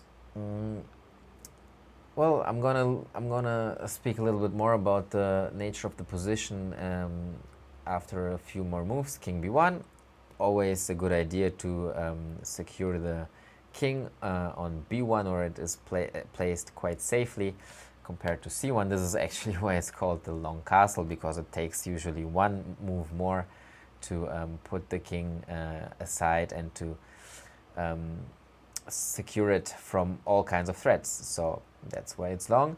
e5, and here we see actually what White's problem is. Of course, material. He has a small material advantage, but the thing is that the rooks are not taking part in the game that much yet, especially the rook on h1, of course. And it's not so easy to exploit the fact that you're up in exchange and use open files. On the other hand, black's pieces, they might jump at White's position quite quickly, and the real difference in value is not perceivable right now too much. And also, of course, this bishop on a8 is placed not very nicely. So in this position with opposite castling positions, well, White's king is on the queen side, black's king is on the king side. It's all about time, and it's all about active pieces, and it seems that black's pieces are quite active here. So he seems to have quite good compensation for his exchange that he's down. Let's go on in this game. Queen f3 is what followed. He takes f4, knight takes a4, and now knight e5. The black pieces are starting to jump out of their former places and attack White's pieces. So the queen is under attack, queen e2, and now even g5. So there is, of course, this fork, but it's always very double-edged to move ahead pawns from your kingside position like that. Both white pieces are attacked, and bishop g3, g takes f4, bishop takes f4 brings us to a totally different type of position. Now black has two minor pieces for a rook, but it's suddenly he who is worried about his king more than white. There is this pin. It's quite unpleasant, and the bishop is also threatening to take on h6. Once the bishop comes back maybe to e4, it can also take part in the kingside attack, and ideas like rook d3 and then rook g3 or h3 are always in the air, and of course the queen is also a major attacking asset in this position. So bishop d6, that's the logical move here to defend this knight on e5. Rook takes d4, threatening to take on d6, and then to follow up with bishop takes e5, rook e8, defending this knight on e5. And it seems as black has managed to get some control over the positions, so that in the future his slight material advantage might show. So let's go on here, rook h d1, attacking the bishop on d6. But it turns out that this is not the very best move because of bishop g4. Now, of course, play is very, very concrete, and the bishop on g4 is attacking queen and rook, and also the rook is eyeing the bishop on a8. So, thing is that bishop f3 certainly doesn't work because of knight takes f3, opening up the e-file, hitting the queen on e2, and winning some decisive material. So queen takes a6 here is what was played, and after bishop takes d1, rook takes d1, we see that where white was an exchange up in the past, now he's just a piece down. So he's given back one rook, he has collected a couple of pawns. Black's pieces are a little bit loose, but nevertheless, if black manages to consolidate here, he's going to be just up a piece, and here black is just simply better.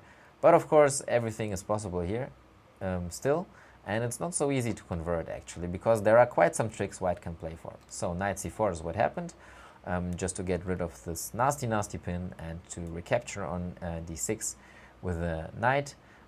The idea being, of course, that after bishop takes d6, knight takes d6, queen takes d6, fails to exchange, and rook e1. Of course, there is a weakness of the back rank.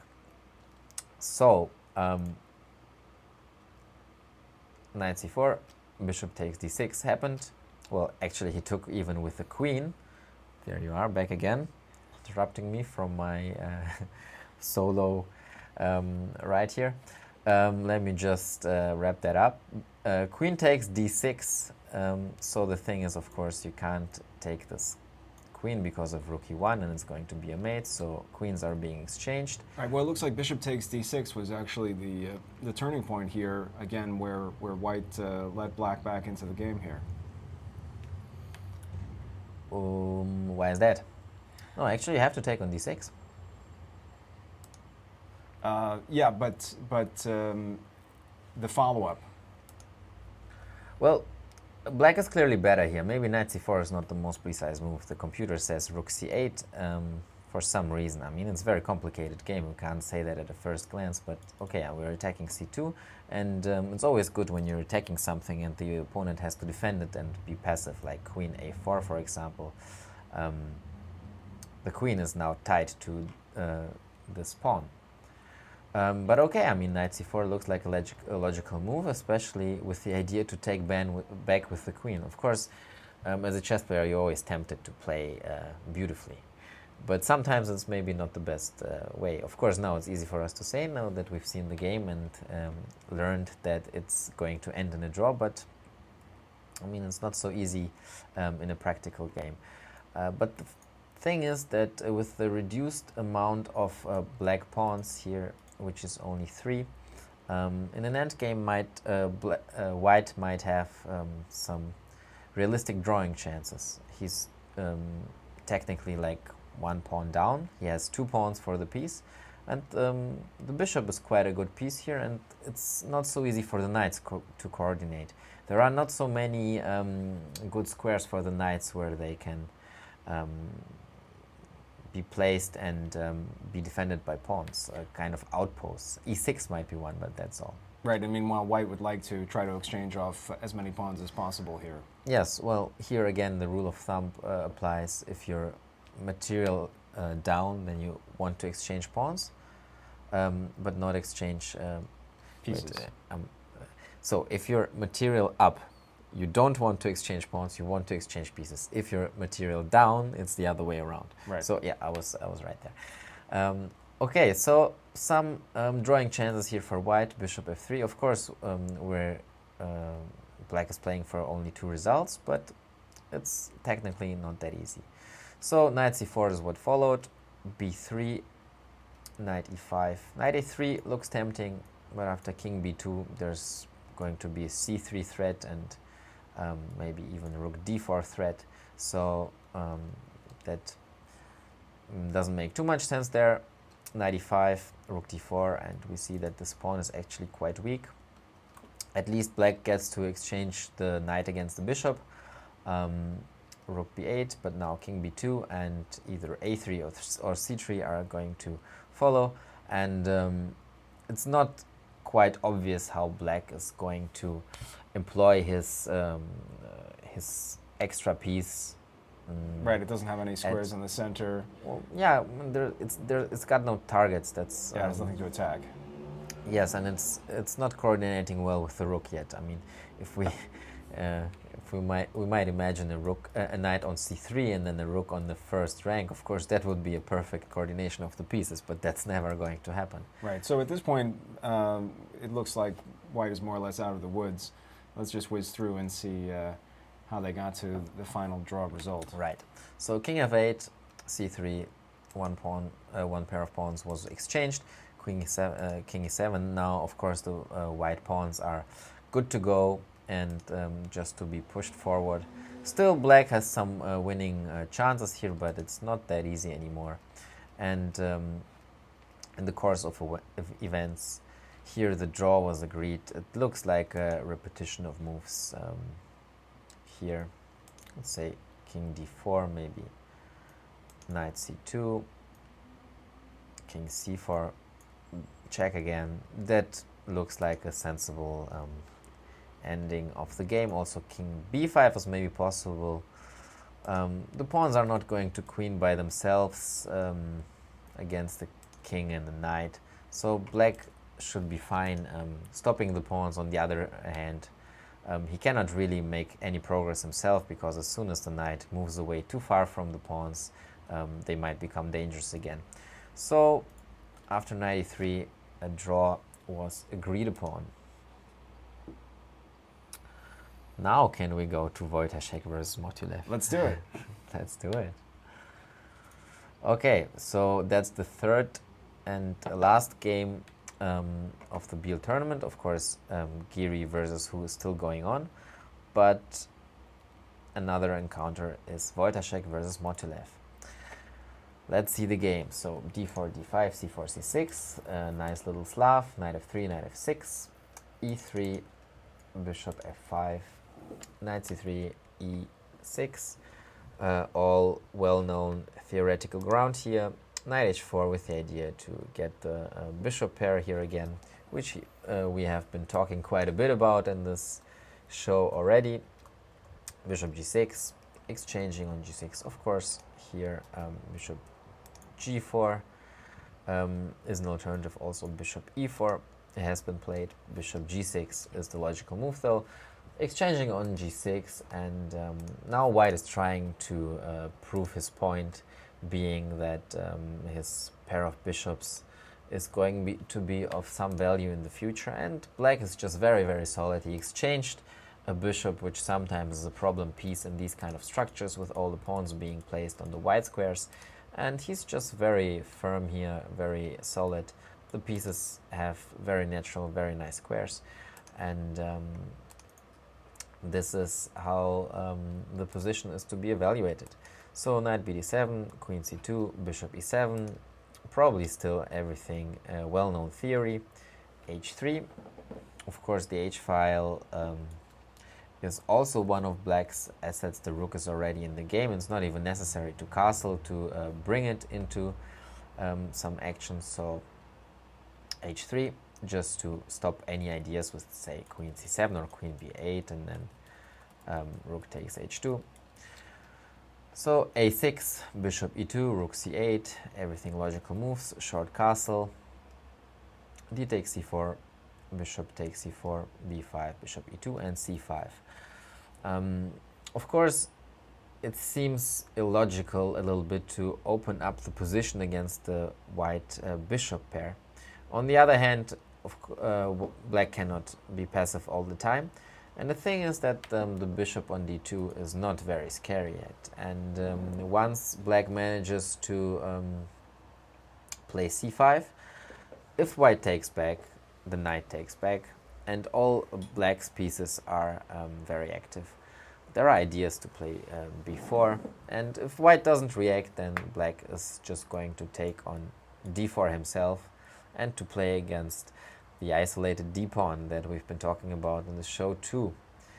So c5, d takes c5, even rook takes c5, threatening b4 here. So white goes ahead and plays b4 himself. rook c7, queen b3. Of course, b4 weakened this square on c4 a little bit, but white might have thought that since he's in the possession of the light squared bishop, he can allow this weakness to happen. So knight b6 is what black played. Bishop on d2 is hanging, rook fd1, logical move. Knight c2, knight c4, there's no scary way for the bishop on d2 to move and to apply a discovered attack against the queen on d8. So it goes to e1, queen to b8, already defending this pawn on b5, which is now white's main target. But after short castle, a takes b5, a takes b5, it doesn't seem like white has enough firepower to gang up on this pawn. So rook a6, logical idea to double on the a file. Maybe rook d4 was an idea here to try to not so much hit the pawn on b5, but just to go for the knight on c4 immediately. This is at least what the computer recommends. Maybe a slight advantage here for white because this bishop on e2 has no counterpart and is quite powerful, but nothing too scary still for black. Rook fc8, and I think it's something around equal or maybe slightly better for white here. So rook a6, rook fc8, rook da1, now king h8, king h7, a little prophylactic move here to not get into any trouble on the back rank, asking white what he's planning to do.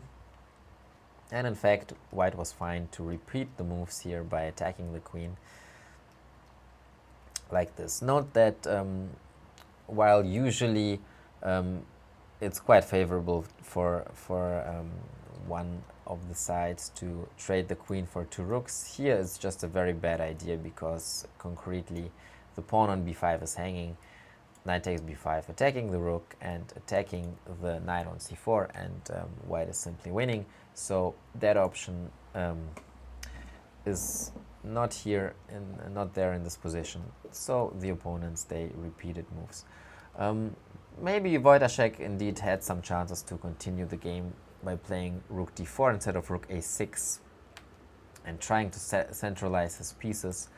But all in all, quite a logical ending to this game, where black was very solid and white didn't manage to really get a lot of pressure going.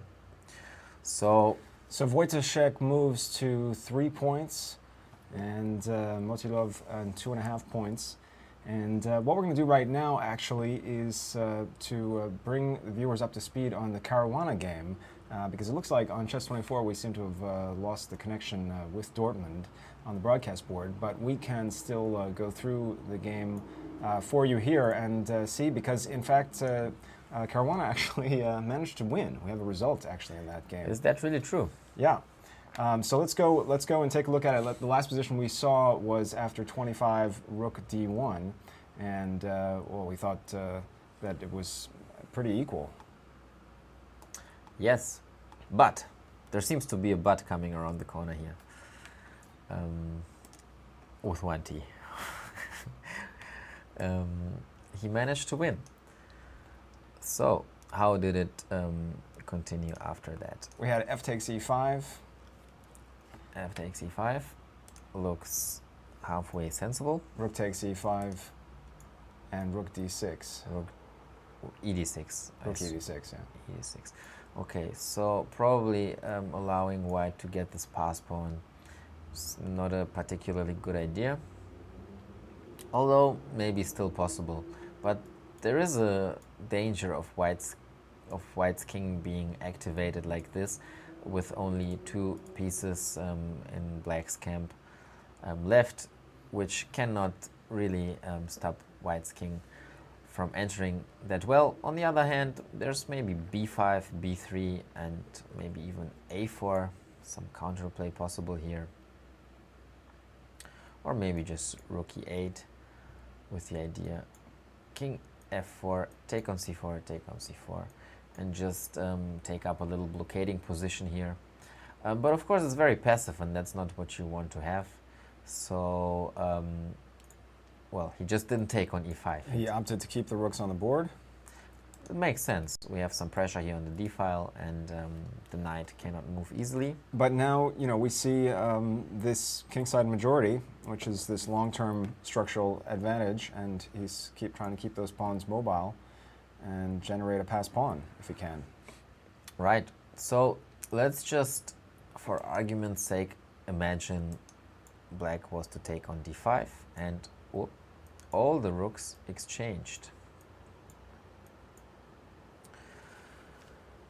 That endgame is probably just lost for black. Or maybe it's not. Well, it's quite complicated. It's more complicated than I assumed. So there is, of course, the possibility to create a passed pawn here for white on the king side. Black will also have possibilities to create a passed pawn pretty quickly, too. That's the point. There is the idea of creating a passed pawn here, too. And you might even start with a4, threatening to play a3 sometimes. Maybe not here, because the king would be still in the square after c4, but later on. Well, it's actually quite a complicated endgame. Let's not lose too much time on it. No, but this is also, the transition to king and pawn endgames is one of these always very dicey proposition, because you really have to calculate a lot of concrete lines, and they're sometimes fairly subtle maneuvers. You see people, even strong masters handling that transition badly, missing something and going into a king and pawn game that they think is drawn or they think is winning, when in fact it's lost or drawn. Yeah, it's something you always, especially when the game is getting very late, you're starting to get tired, not always at your best in terms of calculation, can always be a tricky proposition. Right, you might think it's a very simple fair and square endgame, but pawn endgames themselves, because there are no pieces left except the kings and the pawns. But actually, there are endgames which are really highly complicated, and not even strong players are able to handle them perfectly. But that's one of those positions again, or one of those possible positions where really strong players separate themselves from amateurs. Yeah, although you often will also see them taking a practical decision if they have a way to keep an advantage or a way to play for a win that doesn't involve going into a king and pawn endgame. Oftentimes they'll do that just as a way to save time, as a way to not have to calculate quite so much. Of course, here white doesn't have to go into this endgame if he wants. He can exchange his one pair of rooks or not exchange any rooks at all. But okay, you'll have to check. Also in this rook endgame, this pawn majority, it is quite something. So that's the position, and Mickey Adams did not take here on d5. He played what instead? He instead played a4 immediately. a4, okay. Already thinking about the pawn endgame, maybe. What followed? King f4. Right. So yeah, as you said, he's got to try to advance these pawns, make a passed pawn, penetrate with the king, and then at some point it will be advantageous to exchange off the pieces. Well, now of course, before and after each move, they have to calculate this this pawn endgame. So both sides are trying to make sensible moves in expectation of the possibility, of least, of this endgame to arise. So b5. b5, of course, white cannot take because the knight would be loose. So he defends with b3. b3 is logical. And a3. a3, interesting. So black's argument here is that in some lines maybe the rook will get to grab the pawn on a2, and then the a3 pawn is of course going to be very strong. Okay, a3. Also maybe the bishop, like let's imagine some position where black has played b4 and, well, let's say the rooks are exchanged and the knight is going for a hunt here somewhere. to collect the black pawns. There's even an idea like bishop a4 and to sacrifice the bishop to promote this a3 pawn. I hope you guys do understand what I'm talking about. So with the pawn on a3, of course, there's always tactical tricks to promote this pawn, even when it takes black to sacrifice a piece. So b3, a3, but... Well, and we can make one more point about this pawn on a3, that, you know, in general, since since from the very beginning, from this Berlin endgame, we had this kingside majority for white. The queenside extra pawn in a lot of positions doesn't make a difference because they can be stopped by white's pawns completely. So black needs to try to avoid a situation where he has, you know, essentially no trump card and no chance to try to create a passed pawn or make threats to create a passed pawn on the queenside, because in that case, then obviously white's kingside majority is going to tell. Right, so there is, well, in this constellation, I don't want to highlight any more squares, it's just going to be You can more get rid of confusing. it, by the way. You can click on the trash can. Trash can, oh. Yep. Nice. Okay, so we have 4 against 3 pawns here on the king side. Well, you can see it. And the thing is, black is not able to create a pass pawn just by means of his pawns. But of course, after all, it's still 4 against 3 pawns. So if the pieces help the pawns, then you're still a pawn up on this very flank. So these pawns are still to be taken seriously, even though they can't create a pass pawn themselves. And I have seen a lot of games in the Berlin Wall where, in the end, those 4 pawns on the queen side, in the end, they told, and they did decide the game, because white maybe just had this idea so firmly fixed in his head that those pawns are not dangerous anyway. I don't have to take care of my queen side that much, that he just forgot about all the resources they still have. So now we have an interesting move. Here white plays king e4, which at first glance looks a bit strange because you're voluntarily walking into this pin. Well, the knight is pinned anyway. I mean, it can't move here, and you can't move the rook really, because then I'm just gonna grab the pawn on d5. So right. We're just admitting that the knight is not going to move anytime soon.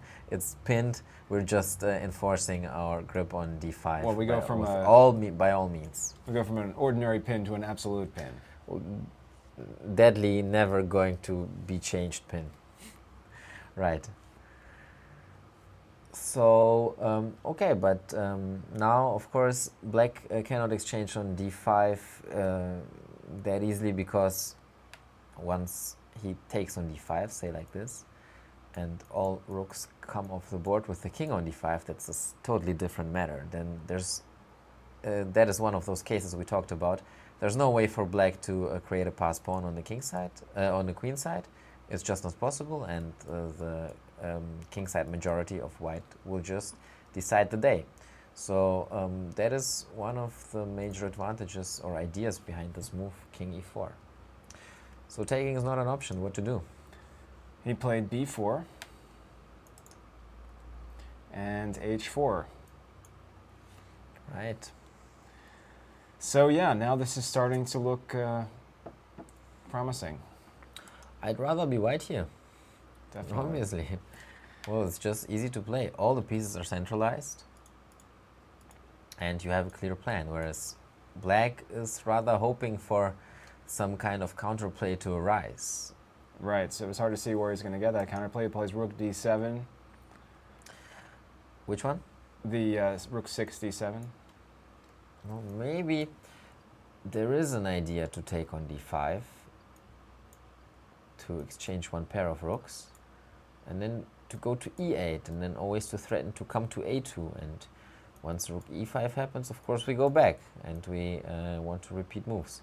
So in this case, if white was still trying to win, he has to play king f3, but then rook e1 is coming, and the rook that is... a3 pawn can be very fast if the a2 pawn goes. Yeah, and that's the idea behind a3. And Yeah. in a kind of line like this. Of course, I mean, once the pawn on a2 falls, then it's only 2 more steps to go, and then it's going to be a new queen. So the rook will have to cover the pawn from d2, maybe start with g5. Right, well, if rook d2, then black could try some rook b1, rook b2 maneuver. Yes, also true. Also, we can try to harass the pawns here from behind. But, yeah, this maneuver seems to lead nowhere, though, because, funny thing here, I'm just in time as white. Because, well, it's not even necessary, but say we exchange, and we exchange, and then we want to play king f8. Still, this pawn at game is probably, well, it's just winning. Yeah. We're playing f6 and then g6, now g takes f6, but even here we have all kinds of tricks like maybe even f6 and h5. Do we? Am I? Yeah, we're just totally winning here. So, of course, there's not just only this idea to create a passed pawn, but there's all kinds of breakthroughs like this. Here we're also threatening f6 immediately, and then maybe even take on h6 just to be a little bit further apart from the king, so it cannot catch the pawns. And black doesn't have time to get his king back. Yes, that's actually the point that I was trying to make. We can take on h6 here. Also, g6 is winning, but we can take on h6, and the pawn is just too far away. So, yeah, that is quite an important idea, but here maybe after rook d2, we can just start bothering white. Rook f1 is what the computer suggests. And it's not so clear if it's going to be enough for a win. Maybe it will, maybe it won't. Who knows? Maybe g5 is a little stronger here. But bishop d5 was to be considered, at least. That's one of black's main ideas, to get the rook to the second rank and then to attack this a2 pawn. But it's not what happened. What happened was Went rook d7 and rook d2. Okay. Yeah, I mean, white is in no particular hurry if black doesn't have a clear way to try to reorganize.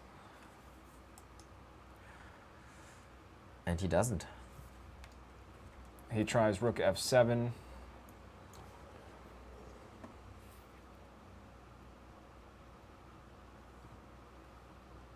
Yeah, I was not planning on commenting that. Just let's. Yeah, g4. I mean g5 rather. And here g5. Finally, white is meaning business here. Take. Yep. Can we make use of the h file? Maybe. Well, you have to try. It's got to try to get active somehow. Yeah. And now was finally time for Caruana to get out of this pin. King f4. Okay, so white has achieved his goal. Well, not quite yet, but he has those pawns. And this is actually why the Berlin wall was thought to be a slightly inferior opening before this aforementioned 2000 World Championship match between Kramnik and Kasparov, because, well, people thought it's just too powerful. This pawn majority is just too strong. We should not allow it. And here, this game shows actually where the concerns are coming from. So, black is still hoping for some counterplay, but white has all his pieces centralized, and he's got quite some control here. So his chances are better. So rook h1. Rook h1, probably going for b1 and b2, I suppose. Yeah. Well, white played rook f2. I'm sensing that probably Michael Adams blundered something, because it's not clear how the game is supposed to end in. Oh no, it's going on. How long is the game? 48 moves. 12 more moves. Okay. Oh, it's possible not to blunder and lose in 12 moves. So, rook f2, let's go on. Rook f2, rook g1, and knight e7. Knight e7, finally the knight unpins. So c5 is hanging. Oh, we can always exchange if black lets us. So he moved the bishop. Yeah, now interesting move. Bishop h1. Bishop to h1. Still desperately trying to stay on the long diagonal. Maybe bishop d7 was in place here. But okay. Certainly, it looks like a... It's not so clear what the bishop is doing there. Yeah, it looks like a funny move to me, but... Well, it's not badly placed there in the sense that it can be attacked by white pieces. But maybe from d7 there was more stuff to do for the bishop, like attacking this pawn, obviously. And from h1, it's not so clear what the bishop is doing there. So maybe something like g6 is an idea here. Yeah, g6 was played. Because now, of course, the rook can't take, though the pawn is pinned, but the knight is defending the g6 square. So rook f8. Rook f6 Rook was f6, played. okay. And now there goes the c pawn. There it goes. It's not a problem for white to fix those pawns on the white squares, because black's dark square blockade can't be supported by his bishop. So actually, in this position, white will always have the upper hand on the black squares because his knight is able to hit those, and black's bishop is not. So yeah, g6 was a sensible move. Rook takes c5. What happened? Rook takes c5, rook d6, and rook b5 check. No, now everything's falling apart. So it seems the king has to go to the a file. Yeah, king a6 a6 and knight d5. Knight d5. Okay, so if he takes, he has there's to a little watch trap out a here. little bit. So after all, the bishop is doing something on h1. It's supporting rook d4 check. And then the king has to go to the e file, either e3 or e5, say e5. That's even worse. e4. Check on e4. Both pawns are defending the important squares f6 and d6, so the king has to go away. And now rook takes e7. That's even a discovered check, just winning a piece. Yeah, it's kind of a pretty trap there. It is quite nice, yeah. King But e3, of course, rook e4, kind of the same outcome. So yeah, let's not take this pawn on b4. easy for black to avoid. He simply plays knight d5. Right, easy for white to avoid. Okay, now back to d5, offering to trade those minor pieces. Of course, now everything is hanging, so probably bishop d5 is forced, right? Right. Of course, not c takes, because the rook on b5 would be hanging. So rook takes d5. Now what? Now rook takes, he exchanged one pair of rooks. He exchanged, yeah. Maybe that's just losing on the spot. Probably had to go to f6, but still it looks very, very dubious to me. I think white is probably going to win this position anyway. But of course, rook f6 is maybe a little bit more stubborn. Yeah, the big problem, of course, for black is that his king is so far on the side of the board that it's hard for him to participate. The rook is all he's got, and the rook can't do everything. Of course, there's always ideas with f6, promoting the pawn quite soon, and the rook can just go to c2 and cut off the black king. Well, just a rook endgame with a solid pawn up.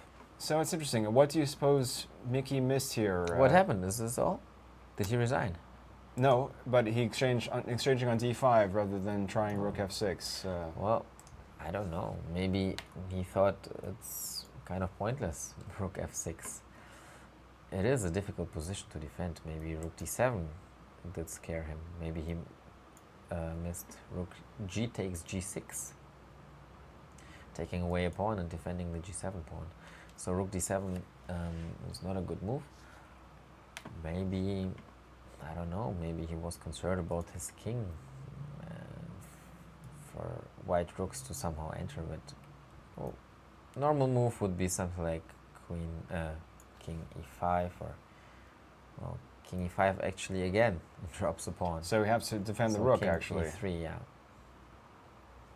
I don't know what he missed. I don't know. It's after time control, right? So we can't blame it on the time. Yes. So after exchanging on d5, he should have played rook f6, but I think it went wrong way earlier than that. Here it's just well, it's just prolonging the suffering because white has very, very good winning chances. Probably somewhere before. I don't know. Black's position did seem quite passive for a long time, so maybe he should have taken more decisive measures to allow that to happen. Well, let's see the end of the game here. Not allow that to happen. Right. So he exchanged.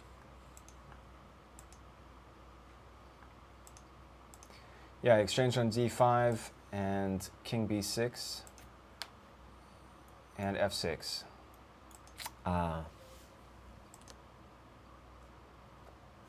So he manages to bring the king much more quickly. Yeah, so the thing is that rook takes g6, fails to f7, and then even though there is rook f6 check, I just go to e3 or g3, and I defend the rook on f2, and then of course the pawn is queening. And if black takes on f6, then just king f5, and the king is very fast to support the pawn advance. Yeah. So after king c5, king takes f6 and g7. We had just a few more moves. King takes d5, obviously. G7. Now rook f5 check and rook g5 is the ultimate threat. Right. So he played one more move, c5. Okay, and then he fell for it. But of course the position is totally lost here anyway. So yeah. And rook f5, and he resigned, I assume. So the Caruana steamroll continues. Good for him. Is he approaching 2800 again? Yeah, let's have a look here. Caruana, after he should be over 2800 now. Yeah. Great for him. So if he if he avoids losing tomorrow, he would remain over 2800. Who's he playing? Tomorrow he will be playing black against Lieko. Well, he should be able to do that. And then it's a tournament win and ELO over 2800. Yeah, now if memory serves, I think he had one moment in a prior tournament where he had touched 2800 on the live list but did not finish the tournament over 2800. So if he manages to, this would be the first time that he manages to reach 2800, which is puts him in a very small group, actually, in chess history. Nice elite group there. But yeah, I think so. Are you sure he didn't pass 2800 officially, though? He has been over 2800 virtually, I'm sure about that too. But I don't think so, but I'll have to check. Well, anyway, that's motivation enough for him to not lose tomorrow. Yeah. So in Dortmund then, we have had a result in the Kramnik-Leko game was a draw, which we expected, and Najdic against Ponomaryov is still going. They're now on move 43. So we last left this after 31 queen takes c8 or thereabouts. And after that we saw rook c1, which you had expected, queen a8 and d5. Queen a8, yes, because queen b8 is really bad because of rook b1. So queen a8. So takes on d5. Takes on d5. Bishop takes, and now knight g4, I assume. Yes. And there they are, the dark square weaknesses around black's kingside. Also, there are white square weaknesses at white's kingside, but seems to be not as big a problem as the other way around. Well, it's funny because, of course, we were puzzled by this bishop h1 in the Caruana game, and here, of course, he plays bishop h1 again. Oh, he plays bishop h1 here. Yeah, with a slightly more apparent rationale. Yes. That being to threaten checkmate in one move. Queen g2 should not be missed by any means. So what to do actually? Well, he played knight f6 check. There's time for countermeasures. Now it's very concrete, so whoever calculates the best and has the better position probably will remain with the upper hand. So let's see, what do we have here? There are 3 king moves. King g7 always looks a little bit clumsy, running into a double check. But maybe here it's not that big a problem because the knight is covering g7. Probably after both king g7 and king h8, pretty clearly, white is just going to check away. Black will have to take care of that and then just take the bishop. That is the idea. It's quite simple actually. So, okay, now f5 might be even possible, but rook d2 maybe is a little bit better, but here of course white is just winning, being the exchange up. So the king has to go to f8, am I right? Yes. And now, well... As long as he can keep checking, he doesn't have to worry about the mate. Yes, and also he's grabbing a pawn, so can't be too not? bad. Now, where to go? Probably back. Has to. Looks like... So king e7... Oh, there's going to be some check. There's going to be... After all, even if white runs out of checks, he's not being forced, being mated forced. Right, so he can always block. Yeah, but here it's just looks very, very strong this attack. Yeah, just f3, and then the rook is pinned, the bishop is hanging, knight e4, knight c4, everything's threatening. So you can't go here, probably. You can't go to e7. If Let's you go back to g8. e8, still maybe just f3, and if we take with the bishop, and there's this idea of playing queen h8 and queen f3. And pick up the bishop. Yep. So we have to go to d7, and then still queen f6. I mean, we just forced the bishop to go back to f3, so there's no queen g2 mate, and looks Black's like king white is very exposed. Yeah, white is first. So we had to go g8. Have to go back. Well, that's good. We grabbed a pawn. Now what? Well, still f3, same problem, yeah? so f3, he's got to stop the mate. He took probably. Only move? Ah, and now we have queen a3, yeah? Queen a3. Yeah. Double attacking the king and the bishop, of course. The king has to be saved first and foremost. King g7. It's actually not that simple yet, at least for me. Probably take it, go here, and check. Or Yeah, close. He checked from b2. okay, that looks fine too. So black has some problems with his king. King going to e7 probably, but it might be just enough to save the game if black manages to get his king into safety. Does he though? What happened, Macaulay? Knight e5. Knight e5. Ah, yeah. Here, knight is heading for c6. I can do some funny little arrows again. So black has to stop that, and he only has one sensible way, it looks like, which is knight d4.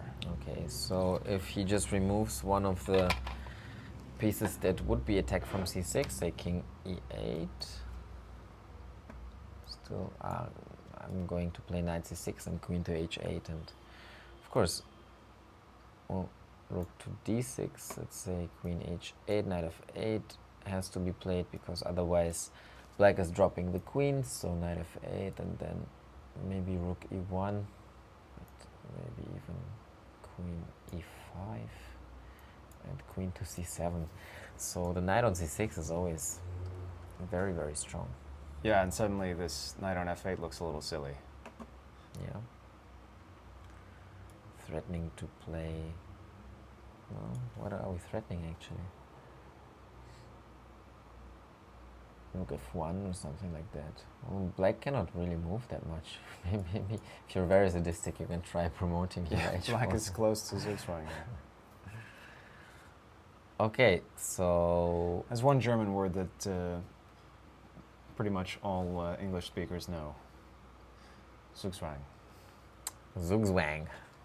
Do you say Zugzwang or we do, or yeah, Zugzwang? we say it probably. There's more German words in the... There are a lot, of course. In English language, like kindergarten. Well, not only in chess, Oh, in but chess. also in Okay, chess. I'm thinking of the chess one. Zwischenzug. Zwischenzug. Zeitnot. Zeitnot, right. But there's time trouble too. And there's more words even aside the chessboard, like kindergarten, Waldsterben, Blitzkrieg, these kind of words. Well, dear viewers, if you know more of those words, please feel free to tweet us. Probably you can also find them in our glossary if you go to the read section of Chess24. But only those concerning chess. Yes. Okay, so after this little grammatical debate, let's go back to the game. Slight tangent. We had, well, he played knight d4 to control the c6 square. And then, similar to an idea you mentioned, rook f1. Yeah, f7, of course, is always a weakness here. So now what? Difficult to defend. Yeah, it's quite he very unpleasant. Yeah, he ended up playing f5, which looks very dubious. Defends the f7 pawn, but just gives away the g6 pawn. Does he take it? He played actually rook to e1. It's not even good enough for him. The pawn is not good enough. Still looks very, very convincing here for white, but okay, rook e1. He's going for the jugular. What's jugular? The jugular vein is what the tigers do. Why do you know that? Are you a doctor or something, or are you a part-time killer or something? No, this is just a common English expression, actually. Jugular. Good one to know. I will remember that. He doesn't need to nip at the legs. This knight takes g6. It's just going straight. Okay, right. This guy is the target. We don't need pawns. Okay. So rook e1, queen d5. Well, it's not so easy actually. It's very difficult to defend. I mean, just this king is just very, very... He doesn't have a shelter. Yeah. Just a big... I mean, there's no other factors than that. Everything else, I mean, black's pieces are sensibly placed. It's just that the king. I mean, if it was placed on h7 or something, it would be around equal. But not like that. So queen d5, you said? Right. Did you say that? So we can already grab a rook there, but we have to consider a counter fork.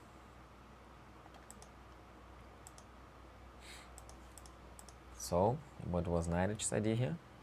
Well, this is the current position. This is the current position, so we can think about how to continue here without actually knowing the answer for a change. And meanwhile, we have had a draw in the Giri Hu Yifan game. Let's go there then. Probably just a few more moves. So, where have we left off? We did leave this game quite a while ago, actually, come to think of it, because we had the long discussion of the theoretical merits of the two bishops. Yeah, and then after I was praising the two bishops all over the place, it turned out that rook b7 is just enough of an inaccuracy to allow black to equalize by means of knight e3 and then later on rook a1. But rook d8 is what happened. Okay, attacking the bishop, removing the bishop, still attacking the bishop, removing the bishop. Looks a little bit passive. But okay, at least the bishop is in safety here. And rook f8, yeah. Well, probably it was not enough after all. So bishop e2, rook c6. She's very stubborn here in the defense, just defending everything. Quite a nice defensive performance here by Yi Fan-Hu, which is also very important, to be a stubborn defender, not only be a forceful attacker, but also to be willing to defend worse positions. Be able to save those half points wherever you can get them. Bishop d3, rook c7. So we talked about earlier that Black would love to try to exchange off any of these pieces and make something of her extra pawn. And here she's just willing actually to give away this pawn just to exchange one pair of rooks. So maybe even rook f7 was possible here.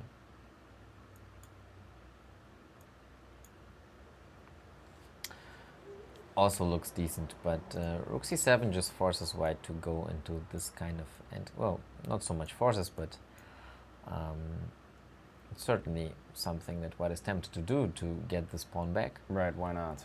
But here, okay, here knight on d5 is quite a good piece in itself, and it looks like white is lacking some resources here to create some really serious problems. So king g7 is what happened, bishop c6, maybe threatening to come to d7.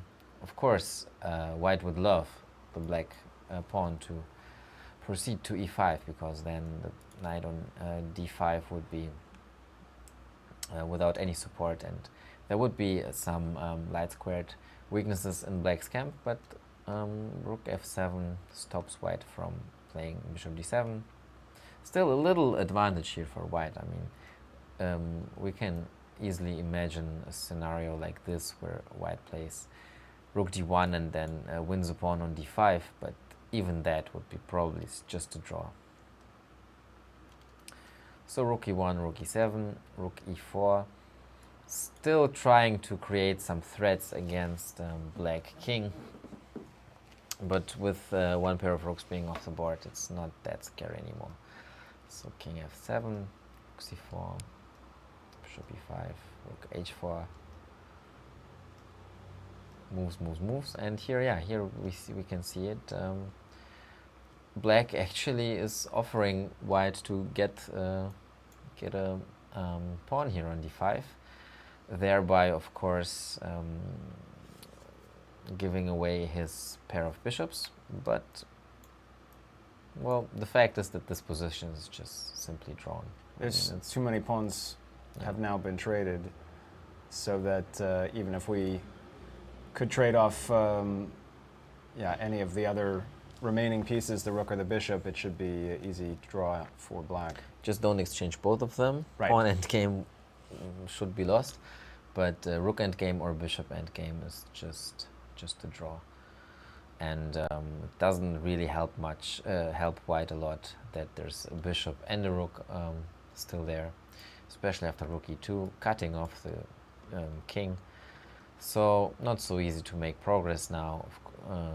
Of course, white can play knight queen. White is one of the other pieces. Bishop, right? Pawn. No. Okay, so it's rook f5 and then rook f2. But then, of course, the rooks are going to be traded. White can maybe try to get the bishop to f2, but here king g6 is coming. So rook f2, and then it's going to be a quick draw.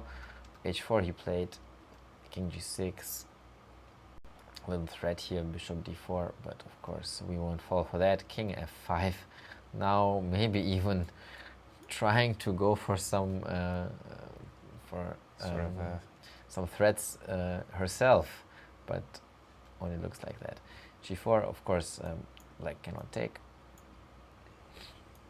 That would be actually quite interesting. Bishop and rook versus rook. Well, the pawn is going to fall sooner or later, and then yeah, it's either a win for white or a draw. This famous endgame, which is of course theoretically drawn, but gives white very good practical chances. But no need for this. Of course not. We just play king e5. Move. The rook has to move, and then h4 is hanging. Then, after the exchange of those h-pawns, it's just not enough for white to win by any means. So, bishop g5, couple of more moves, and then it's just a draw. Okay, very strong defensive performance by Yifan Hu. And Giri still at the back of the pack, tied with Mutilov on 2.5 points. And Hu Yifan moves to, well, remains, I should say, within a point of vachier-lagrave in first. So this round is beginning to wind up, but we'll cycle back to have another look at the Naidic-Ponomaryov game. And in the meantime, if you have any questions, now would be a good time at hashtag C24Live. We'll be here for a few more minutes at least until we have a little bit more resolution in the Naidic-Ponomaryov game. And if you're joining us late and wonder who the heck these two guys are that haven't been here before, I'm Macaulay Peterson, substituting for Lawrence Trent today, who is himself playing in a tournament, the St. Pauli Open, which started today here in the beautiful city of Hamburg. Grandmaster Ilya Zaragatsky needs no introduction for many of you if you have watched either his many video series in German or the English commentary when he's been a regular substitute Grandmaster analyst as well. So, any new moves in the Ponomaryov game? Let's have a look. We left it after queen d5, and we've had one more move. One more move. Queen to b6. Where is this game on our screen? Right there. Right where? Right side. Right side. No. Oh yeah. Well, that's really. I have to type in all the moves again. If you, gee, we left it. Right. Well, let's see. That's going to be a little memory test for me. I think I can do it. So rook c1, queen a8, exchange on g4, knight to on d5, knight to g4, then counter threat on h1, knight f6, king f8, knight h7, king g8, knight f6, king f8.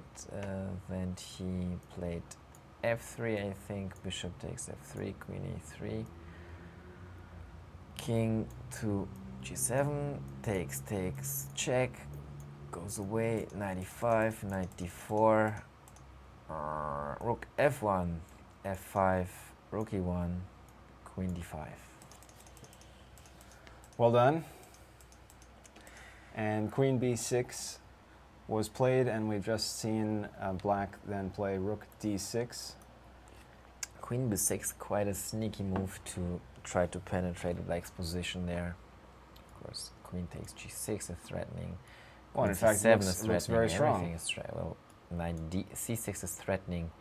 The queen is actually eyeing also on this rook and on the knight and everything. So, well, it's just lost. Yeah, so black's position is quickly collapsing here. He tried rook d6 and queen c7 check and king f8. Well, there's so many possibilities here for white. For example, knight c4 looks quite tempting, but here rook e6 seems to save the day. All kind of knight jumps. I mean, you have to calculate them all, but it's not even necessary. Actually, the threat is even stronger than its. How do you say in English? The threat is stronger than the execution. Yeah, and white is going to execute the black king sooner or later. Queen c7, is that what happened? Yeah, queen c7, king f8. King f8. Well, mate in 6, I reckon. Knight takes g6. Very nice. Rook takes g6. Is that what happened? Yeah. Great. This is on the board. Knightage on fire here. Queen e7, I think. King g8, queen e8. Yeah, and that seems to be mating. For example, king h7, rook e7. Now rook g7 fails to queen h5 and rook e8 mate. And king h6 is of course mate in one. And of course, if Knightage sacrificed his knight on g6, he definitely saw that line, so he's going to win, which is quite pleasant for him and for German chess. So Knightage bouncing back from his loss yesterday, he will improve to 3.5 and, well, actually be in second place after today's round, if I am counting correctly. Together with no, Peter, together with just alone, with right? Peter Leko and Georg Meyer. Yeah. You sure though? No, Meyer's on 3, right? Yeah, and so Peter Leko too, because he drew against. Yeah, he drew, but he was on 3 going in, so now he's 3.5. Right. We had one question from Ying Wang, who asks, whom would you guys pick to win a 10-game match between Hu Yifan and Judith Polgar? Well, this is a perennial question, and certainly a lot of people have been looking forward to such a match, well, for years now, since it was clear that that Hu Yifan was going to be within striking distance of Judith's rating. Of course, Judith Polgar's rating has declined. She had her peak at number 8 in the world some years back, but has been playing much less actively and certainly at the top level, but still handily in the top of the rating list among women. So for a long time, you know, this match was not going to be a contest, but now I would say it's probably something that would be quite close. I would have to still think it boils down to a question of form and whether or not, you know, and practice very much. Yeah, whether or not you get a good amount of training in on the part of Judith Polgar. If you threw her suddenly into a match tomorrow, let's say, I would think that that Hu Yifan would be in pretty good positioning. But if that's not the way this would happen, of course, this would be a potentially quite a huge media event, I imagine, and they would have set it up long in advance, have quite a build-up to such a match, which would give Polgar enough time to try to get into her best form. In which case, yeah, I think I would still maybe very slightly bet on her, but going to be a very close one if it happens. And of course, there's no indication that it's going to happen anytime soon. There have been whispers about it for now the last couple of years. Some attempts to organize it from what some of my sources tell me, but nothing concrete. What do you think? Well, I would definitely love to see that, but I think that Judith is still all in all a stronger chess player, but of course without any practice and any preparation, she might actually be the underdog. Yeah, I totally agree with you, actually. Not much to add, except that I would really love a match like that. And let's not forget, I mean, the way that Judith has been dominating female chess in the past decades is unseen of in recent chess history, and it's not going to be achieved that quickly either, in my opinion. So, well, what's her rating now? 2670 or something like that. Her peak rating was 2720, something like that. Back then it was quite a high rating with 2720. Yeah, number 8 in the world, 2005. I don't know, something like that. I'm just making up random numbers. Yeah, you know, she peaked at number 8. And I mean, there's a long way to go for Hu Yifan to reach that. But of course, now in a match without preparation, she might actually be the favorite because she's been playing a lot lately, and Judith hasn't. So yeah, still I think Judith Polgar is the best female chess player in the history of chess, and still currently so. But a match would be very, very interesting. Also, considering the age difference, like Magnus Carlsen versus Vishy Anand. Maybe it would be a good idea to make a parallel match, like, you know, in both sexes. A male world championship match, and next to it a female world championship match. Although it's not well, it would quite be official sort of then. yeah, it would be sort of an unofficial world championship, unofficial. of course. But yeah, I mean, thanks very much for the question, and yeah, obviously, if we have any news on such a match actually being organized, you can be sure that you'll read about it on our Chess24 news pages. But for today, we have had a result in the Neidish game. He has won, as we predicted a moment ago, and so that will pretty much wrap it up for today's coverage.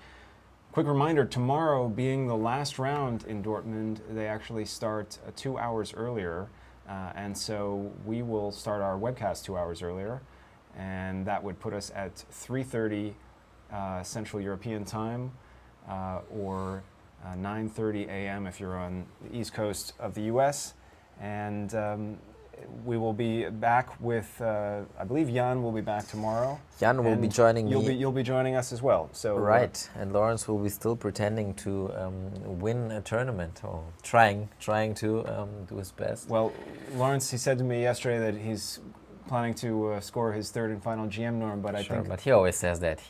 He says that when it's not even theoretically possible, when there's not even 3 GMs in the starting field. Right, I think it is theoretically possible, but extremely difficult in this particular tournament because of the number of GMs and the score he would have to post.